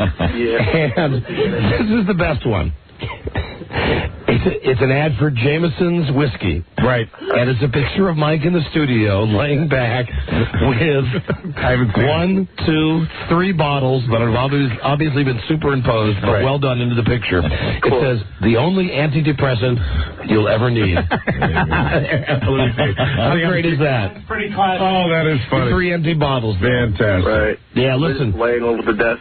Joe, those are beautiful, and we are putting those on WNEW.com as we speak. Yeah, you do that. I'm glad I can have fun. I'm glad I had fun with y'all, and I know I couldn't compete with the hot soap stars that were there for his attention, but anyway. No, listen, I had a great time with you, Joe. Thank you for coming out, my friend. Toodaloo all. Toodaloo ass. Yeah. You got to go to WNEW.com just to see these. I mean, this is like something Letterman would do on his show, like a bit with fake ads that they would do. They're so well done. And it was a lot going on last night, so we didn't get a chance to see them all. Thanks to Joe for that. And he would, as each one of us would come up to bowl, he would hold up our individual ad. Right. You know, it's like a desk piece from Letterman. Always something new and exciting when we go out to bowl. Yeah. Funny. Hello, Don and Mike show. Yeah, how are you guys? What? You did a great job last night. This is your toilet paper guy. Oh, yeah, you. I got to tell you something. This guy, Joe, started as a nice guy with the posters. By the end of the night, he was like a full-blown stalker attacking Lisa. Yeah, he didn't try to, hang out with us and sit on the team bench or anything, right? Yeah, not like you, Peter. At least my hands were at my side. This guy had 3 beers, and all of a sudden every time Lisa bowled, it was tackle Lisa, and it was crazy. Oh, we have a little stalker rivalry here. We sure do. Hello, Mark. Don and Mike show. Hello. Hey, Don and Mike, how you doing? We're doing great, thanks. How's Buzz doing? I'm well, thank you. He's employed. Very good. Don, I was hoping you could do me a favor. Yeah. I'd like you to fix me up with V. Oh, we've not even mentioned V. And she was a real knockout. How incredibly hot V was last night. Yes. She had on a red, white, and blue bikini. Yes. And whenever one of us would get a strike or a spare, she would lift up her shirt. She never showed the raspberries. No. But all you got to do is just see V's, just her melons in that bikini. Inspiring. Big, beautiful breasts. Yeah. Listen, you want to be set up with her? Take a number for better service. Okay?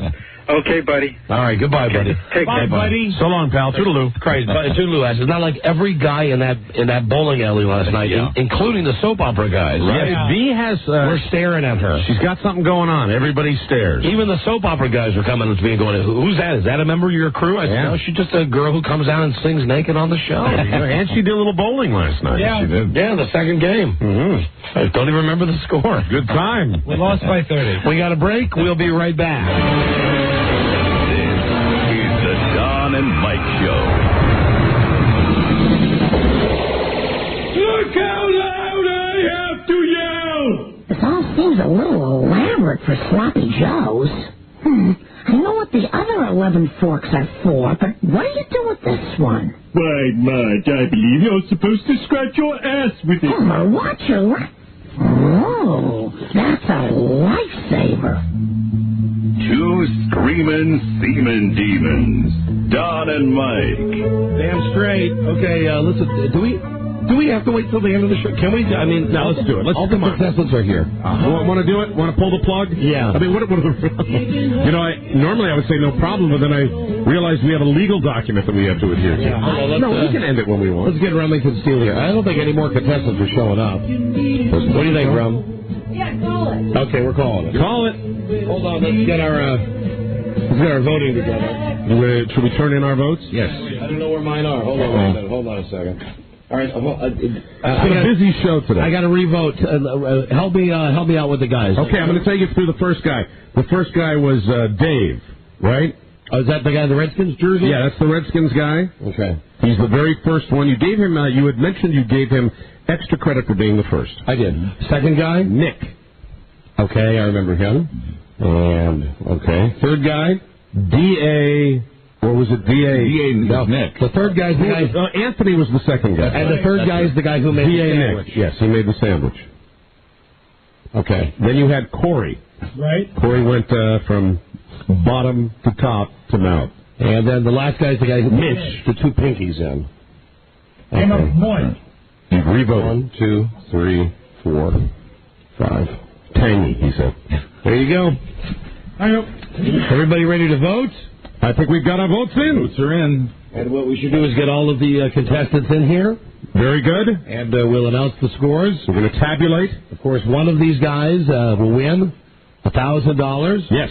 I know a lot of our listeners were offended by this today. To you listeners, I say F you. There you are. That once again we've proved that we can do even the grossest of contests and make it listenable for you. The Booger Breakfast that turned into the Booger Brunch, the Booger Eating Contest. It, of course, was not 4 solid hours of people eating boogers. I thank God for that. You will have to admit that the 5 contestants who passed the age requirement were great, and my apologies to those who were not old enough to play, and I'm pissed off at the guys that came all the way to the station and then said they didn't have a chance to win. And I say to them that guy Corey is proof that you could do something to top a guy blowing his nose into 2 pieces of bread and making a sandwich out of it. Sure, yellow.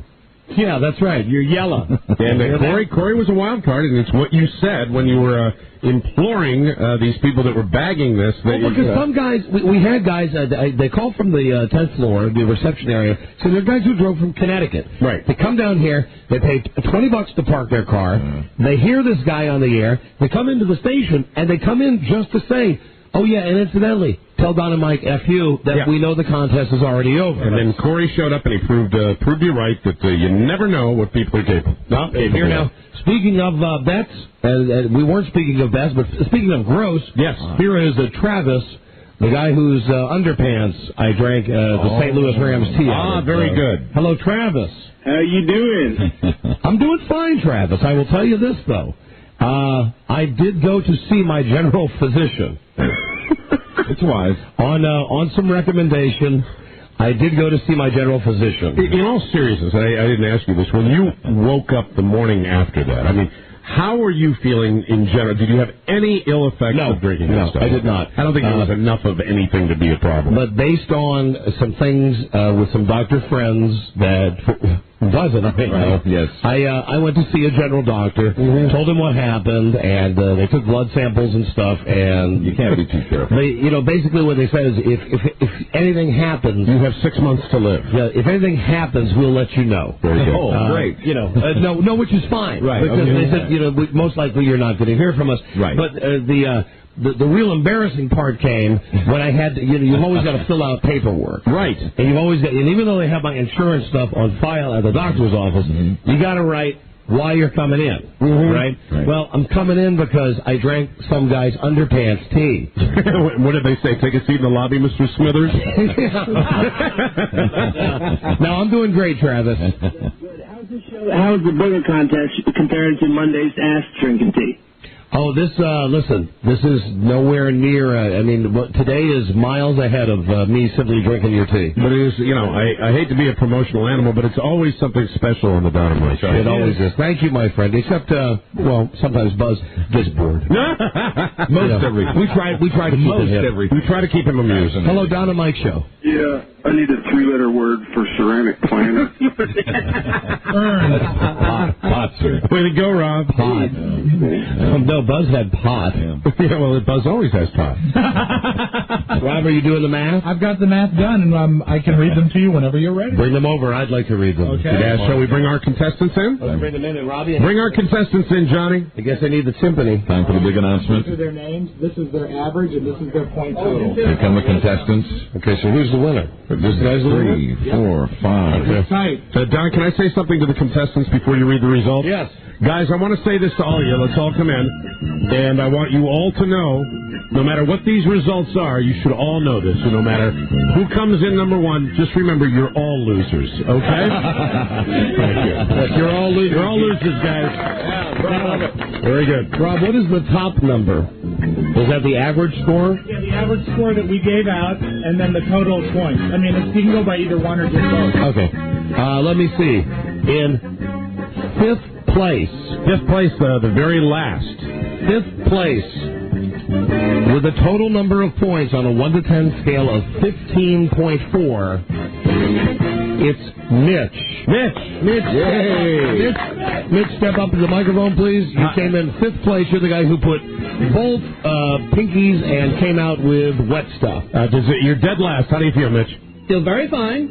No problem. I'm here with one of the best radio station groups, Right. just to promote the favorite Patriot fans. Okay. Are you gay? No. All right, I'm just checking. Are you drunk? Not yet. All right, very good. Just checking. He's a big Patriots fan. Very good. Listen, all you guys, everybody who played the game is going to get the PlayStation 2 game. Sorry, Maximo. Sorry, that's a question. Ghost to Glory from Blockbuster. And everybody also gets the Dunkin' Donuts and the coffee from Dunkin' Donuts. Excellent. Very good. Now, in fourth place. Anthony. Our first contestant, Anthony. Anthony's total score among all 5 votes, and keep in mind the highest total that you could get would be 50. Right. Since there were 5 of us, your total score was a 20.8. 20.8. How do you feel, Anthony? It's nearly the mediocrity my parents always hoped I would achieve. Thank you, Anthony. Well said. Very good. Yeah. In third place, it's Dave. Come on over here, Dave. Dave, you simply picked, you ate. How do you feel being our bronze medalist? I wish we could have had another chance or something. Yeah, right. Well, most disappointed so far. I came for the money, that's why. Yeah, right. Yeah, okay. Sorry about that. Your total point, 22.5. 22.5, and Dave, so far, our most disappointed contestant. Sorry, Dave. Enjoy the PlayStation game and the donuts. Yeah, I was still wondering if I could play you in Madden whenever. Oh, yeah. You know what? We'll set it up with Lisa. We're going to set up a game here in the studio so we can play. Yeah, absolutely. Cool. We'll kick your ass. Very good. All right. All right, Mike, that means we're down to the final 2. We're getting down to crunch time, as these things often go, anything that our runner-up has to do if the first guy dies, whatever. I've lost my. If we could have both I got bored. Nick and Corey step to the microphone, please. This is very close. I will tell you that the winner, keep in mind a perfect score would be 50. Right. The winner has a 46.1. Wow. The runner-up has a 44.6. Ooh. Incredible. Let me say that the $1,000 goes to the man who had a 46.1 overall score, and that would be Corey. Nick, a stunning upset. Oh, my God. I am blown away, and I am angry at our judges. A stunning upset. Total stunt. I think that's absolutely absurd. A stunning upset. That is larceny. The average vote for Nick, the guy who made the sandwich with the boogers, is 8.92. If I'd only known. The average vote for Corey, the guy who put his finger in his dookie, then in his nose, then in his mouth, was a 9.22. They were separated in the voting by less than 2 points. Wow. And I can see how it would have happened, too, because they were both good, and we graded them accordingly, and it's kind of lucky for you, Corey. Nick, you got to be bummed, man. You got to be seriously disappointed. No, not really. Really? Good job.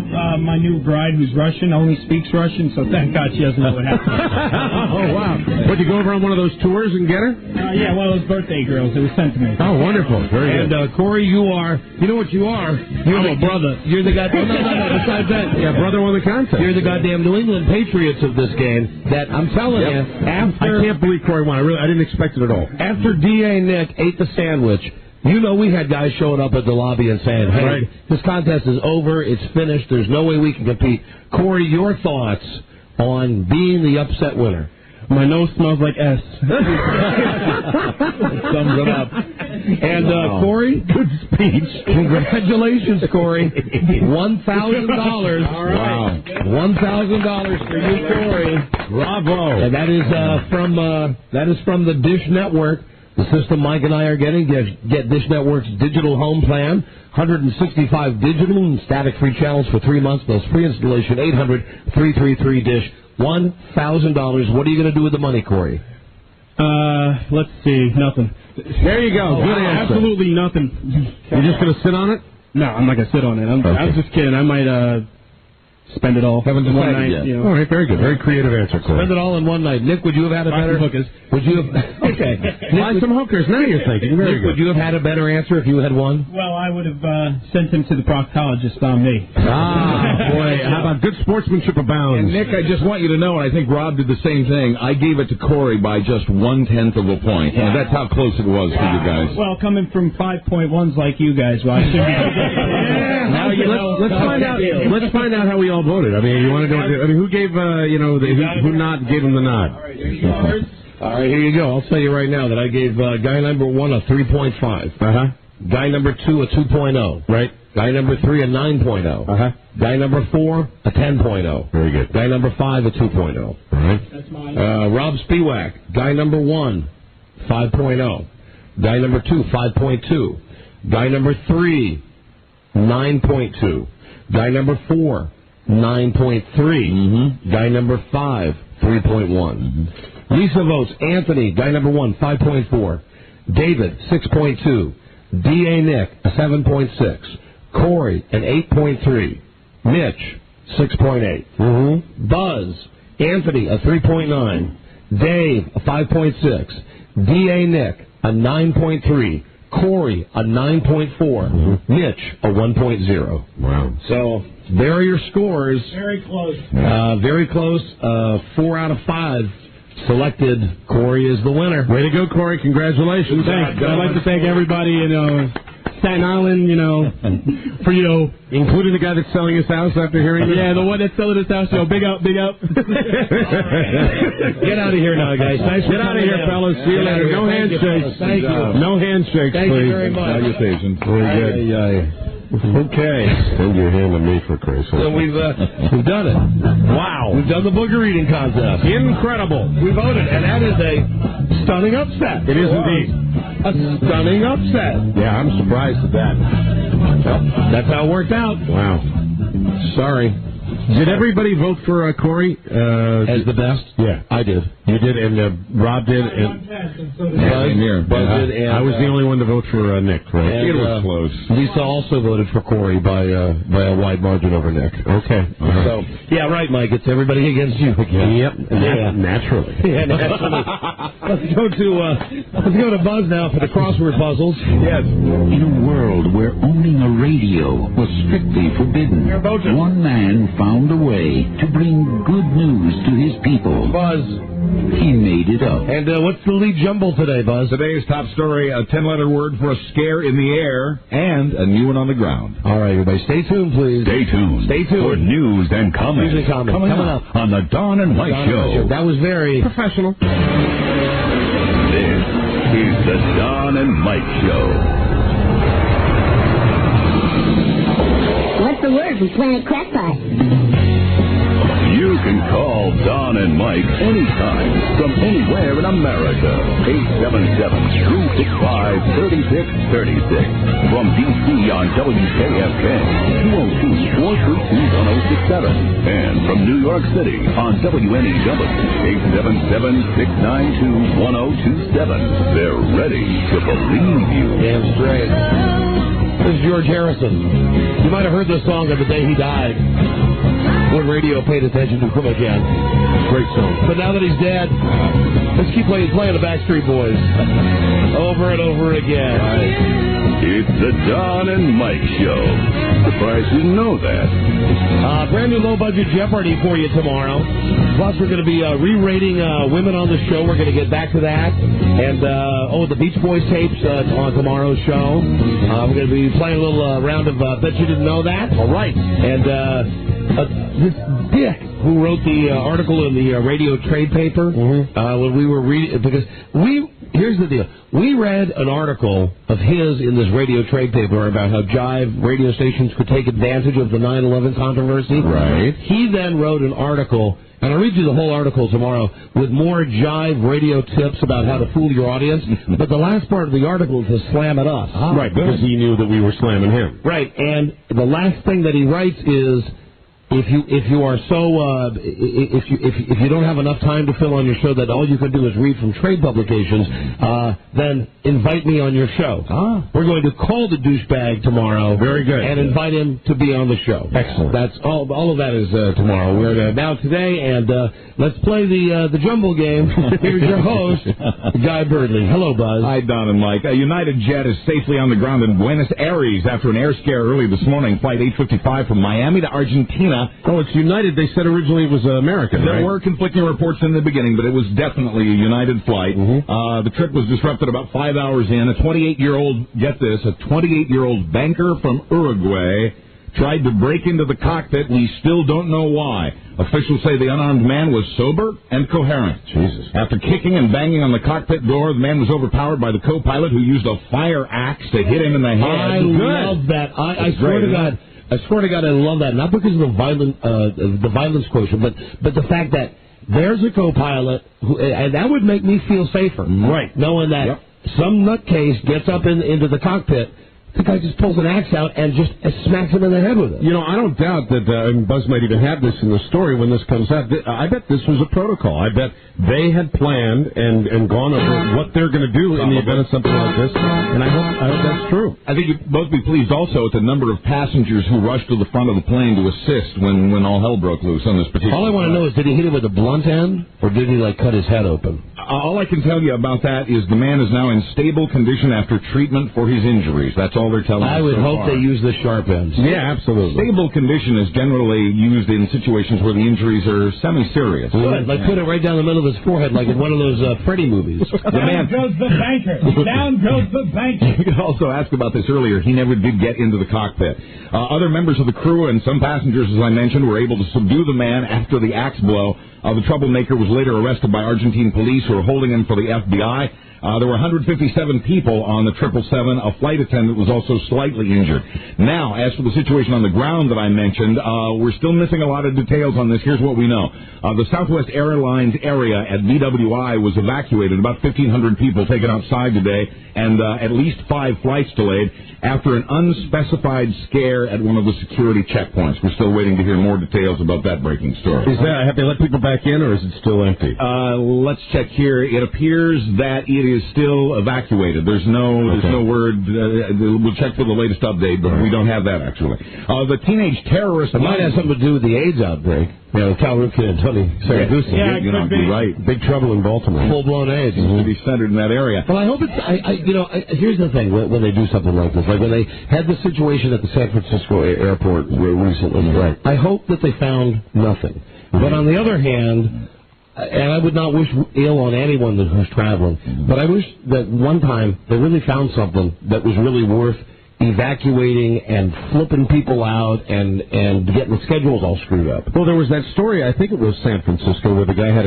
was it explosive residue on his shoes? Right. And the story I hate is when you hear they evacuated the entire terminal, but the guy got away. I mean, the guy walked away. It speaks to in the crowd. The garbage security that we still have in our airports. It's horrible. And the guy could have been, from what I heard, you could get that like if you shot off a firecracker in your backyard. Cap gun would do it. Yeah, right. Even later, I heard he could have gotten it from walking across a fertilized lawn. There you go. The chemical could have been fertilizer. The teenage terrorist wannabe who flew a plane into a Florida office building last month was doing it for Al-Qaeda, according to a suicide letter that has just now been made public. In the letter, 15-year-old Charles Bishop says he turned down recruiting offers from Al-Qaeda, but he says he learned that bin Laden was planning a nuclear attack on the Super Bowl. He said the terrorist leader planned to use an old bomb left over from the 1967 war between Israel and Syria. Quoting the letter again, there will be more coming, and bin Laden is absolutely justified. No, wait, now, hold on. We're getting this from a 15-year-old. Right. Yeah, it's a shame he's dead. He seemed to have been rather well informed. It's hard to know whether, at least as far as the war and the kinds of weapons that were used. I'm just rolling my eyes because I imagine, how do you recruit that? You go to school and they, hello, how many of you youngsters hate America? Yeah, I mean, what you're hearing, I think, is more disturbed than anything else. Probably. And if you're going to drop a nuke on the Super Bowl, do you think you would tell a 15-year-old kid? Don't think so. I don't think it would be on the internet. Here is our plan. During your nation's greatest sporting event, the Super Bowl, we will drop a nuclear bomb, but we trust you, Little Johnny Numbnuts from Tampa Bay, Florida. Right. We keep our secret. The only disturbing thing is that our government is saying now that it knows that Al-Qaeda is attempting to recruit non-Arabs, so they will be less likely suspected in the event that they're up to something. That I don't doubt, but I doubt that they're going to our junior schools or our middle school. Right. I doubt it. Hello, kids. I can't imagine they'd give them a booth at the career fair. Because that's just stupid. Come over here, I'll give you free candy. Hey, you want the keychain? A half dozen Al-Qaeda higher-ups were killed by American bombs this week as the terrorist leaders met in a circle of their SUVs. Pulling the wagons into a circle didn't help. It's a circle, and don't dump me out because I'm going to explain this. Yeah. It was a circle full of jerks. Yes. Right, so it's a circle jerk. The CIA says about 1,000 Al-Qaeda members have been arrested since the war began, but the head of the CIA says, and I quote, "I must repeat, Al-Qaeda has not yet been destroyed." President Bush echoes that, saying the enemy still wants to get us, and he promised to tighten our borders and spend $3.5 billion on homeland security. It's fine, go ahead. CIA Director George Tenet says, although there have been no specific threats, there is reason to be on our highest alert during the Olympics. You know, I got to say again, get the idiots out of the airports. I mean, really, get the idiot security people, get the quality, bring those people and pay them money. Come on.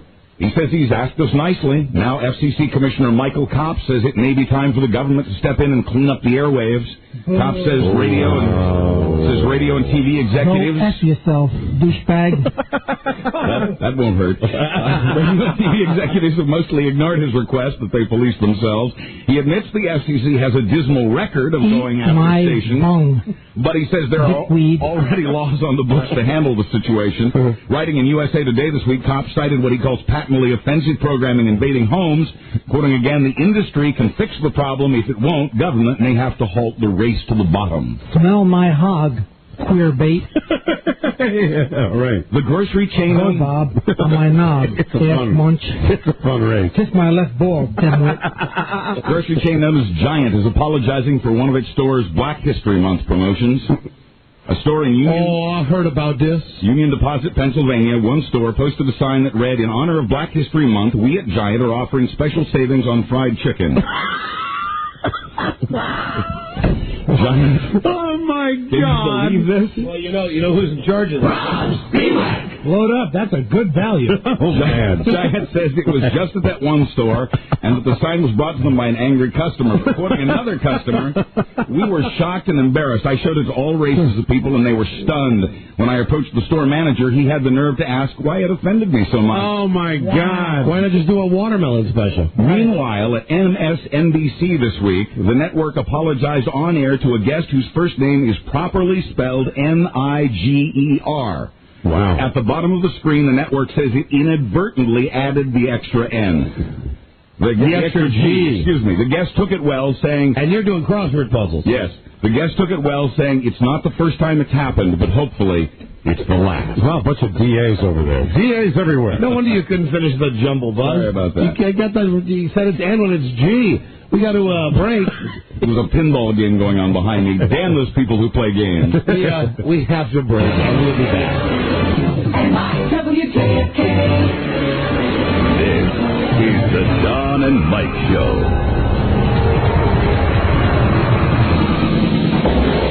You like Huey Lewis on the news? Their early work was a little too new wave for my taste.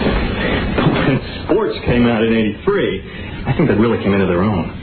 Commercially and artistically. The whole album has a clear, crisp sound and a new sheen of consummate professionalism that really gives the songs a big boost. He's been compared to Elvis Costello, but I think Huey has a far more bitter, cynical sense of humor. In '87, Huey released this, 4, their most accomplished album. I think their undisputed masterpiece is Hip to Be Square. A song so catchy, most people probably don't listen to the lyrics, but they should, because it's not just about the pleasures of performance and the importance of friends. It's also a personal statement about the band itself. Hey, Paul!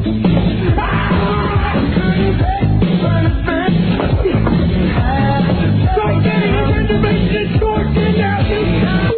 Okay. God damn it. Right. The Don and Mike Show. All right, let's clear them out and get a call number 100-877-3776. 865-3636 Buzz. Two quick updates. Yes. From the instant feedback. In Washington, federal aviation officials said a security screener noted a suspicious item in a carry-on bag. That's an unconfirmed early report, DWI, and the passenger, of course, like always, disappeared into the Pier B concourse. You know, they really have to get their act together. This is happening so much, and if these are legitimate threats, the security people it's the same group of idiots. And also, we're getting like 100 instant feedbacks that the 15-year-old guy that wrote the stuff to Osama bin Laden, allegedly, what he was writing was the exact plot line of the Tom Clancy book, The Sum of All Fears, even where they got the bomb from the previous war. So everyone's telling us that. Thank you. We did not know that. And we have also learned within the hour that the situation is back to normal at BWI. Good. So that's all over. All right. In sports, as we approach the All-Star break, the Washington Wizards are 4 games above 500. They've now won 4 straight and 6 of their last 7. Nobody is more surprised than Michael Jordan. Quoting him, we just want to keep dreaming, and hopefully you don't wake up. Keep reaching for the stars, baby. Oh, baby. Finally, police still aren't sure Lucas Grabilski handcuffed himself to a railing or why at a mall in Appleton, Wisconsin this week. The 25-year-old cuffed himself to the rail over the lunch hour Tuesday wearing a wig, slippers, leg warmers, a tiger-striped hat with ears, and nothing else. No shirt, no pants. Oh, baby. No explanation. So the bonkers lost. Yeah. In Burlington, Florida, meanwhile, a 33-year-old woman was picked up for being naked in public. She was apprehended for being naked and trying to get into people's cars at a convenience store. Come on in. And then she got away. Now she also faces charges of driving while impaired, driving with a revoked license, assaulting a police officer, speeding to elude arrest. I'm impaired. We want some flapjacks right now. All those because she made her getaway naked in a police car. I'm Buzz Burbank on the Don and Mike Show. Thank you, Buzz. All right, thanks to, the man from Uncle, Robert Vaughn. Gaithersburg Collectible Show this weekend. Montgomery County Fairgrounds will be there on Saturday and Sunday. Also, thanks to Tim and Teddy from One Life to Live. Great guys, the whole cast of that show. Fantastic. Also, thanks to the Bowmore Lanes in Manhattan for treating us so nice. Thank you to the contestants who did manage to make it down for the Booger Breakfast that turned into the Booger Brunch. Yeah, it was real good. We should have some type of pictures up on WNEW.com at some point, if not today, maybe tomorrow. We'll check into that tomorrow. The brand new Low Budget Jeff Hardin will be back to rating the women, and very soon, maybe tomorrow, I'll tell you about, finally we'll reveal the details on it. Dynamite's Porno Football. Excellent. A game that I don't think anyone will have any complaints with. Bingo. And also coming soon, the return of Pete Moss and Les Human. I can't wait. Makes me laugh just to think about it. Now caller 100. Hello, Don and Mike Show. I am caller 100. Yeah, right. Hi, who's this? Paul from New Jersey. Paul, call 100. Here you go, Paul. You got the PlayStation game Maximo Ghosts to Glory. Exclusive game from Blockbuster Video. They have a 30-day exclusive on this game for February 18th. Guaranteed to be in stock at Blockbuster. You've won it, though. And you won a dozen Dunkin' Donuts and a box of Joe from Dunkin' Donuts. Winter's here. Stop by Dunkin' Donuts for hot beverages. Perfect for the season. Thank you for listening, my friend. Right. Thank you. You're very welcome. And seriously, thank you to everyone who came out to Bowmore last night. Amen, brother. Great freaking time. Wonderful. Thank you for listening. Thanks for all the great calls today. We will be back with a new episode tomorrow. How you feeling, Rummy? Like $1 million. Like $1 million. Isn't that wonderful? Buzz, good day to you, sir. Good day to you, sir. Good day to you, Jumbo. And Mike, good day to you, sir. Good day to you, sir. Rob? About kindness. Rob, listen, let's speak. Can you? And let's carry that. Can you be kind? Can you be kind? You first. Okay. Let's be kind together. Throw your hat in the air, please, Rob, just like Sydney. Sydney Tyler. Sydney Tyler. You might just make it after all.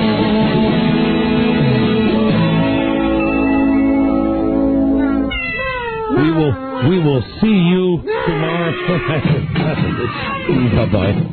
Till we meet again, this is Simon Davis gesture, and you're saying, be kind, be nice, and I hope the next performer has the pleasure of having as nice an audience as we've been tonight.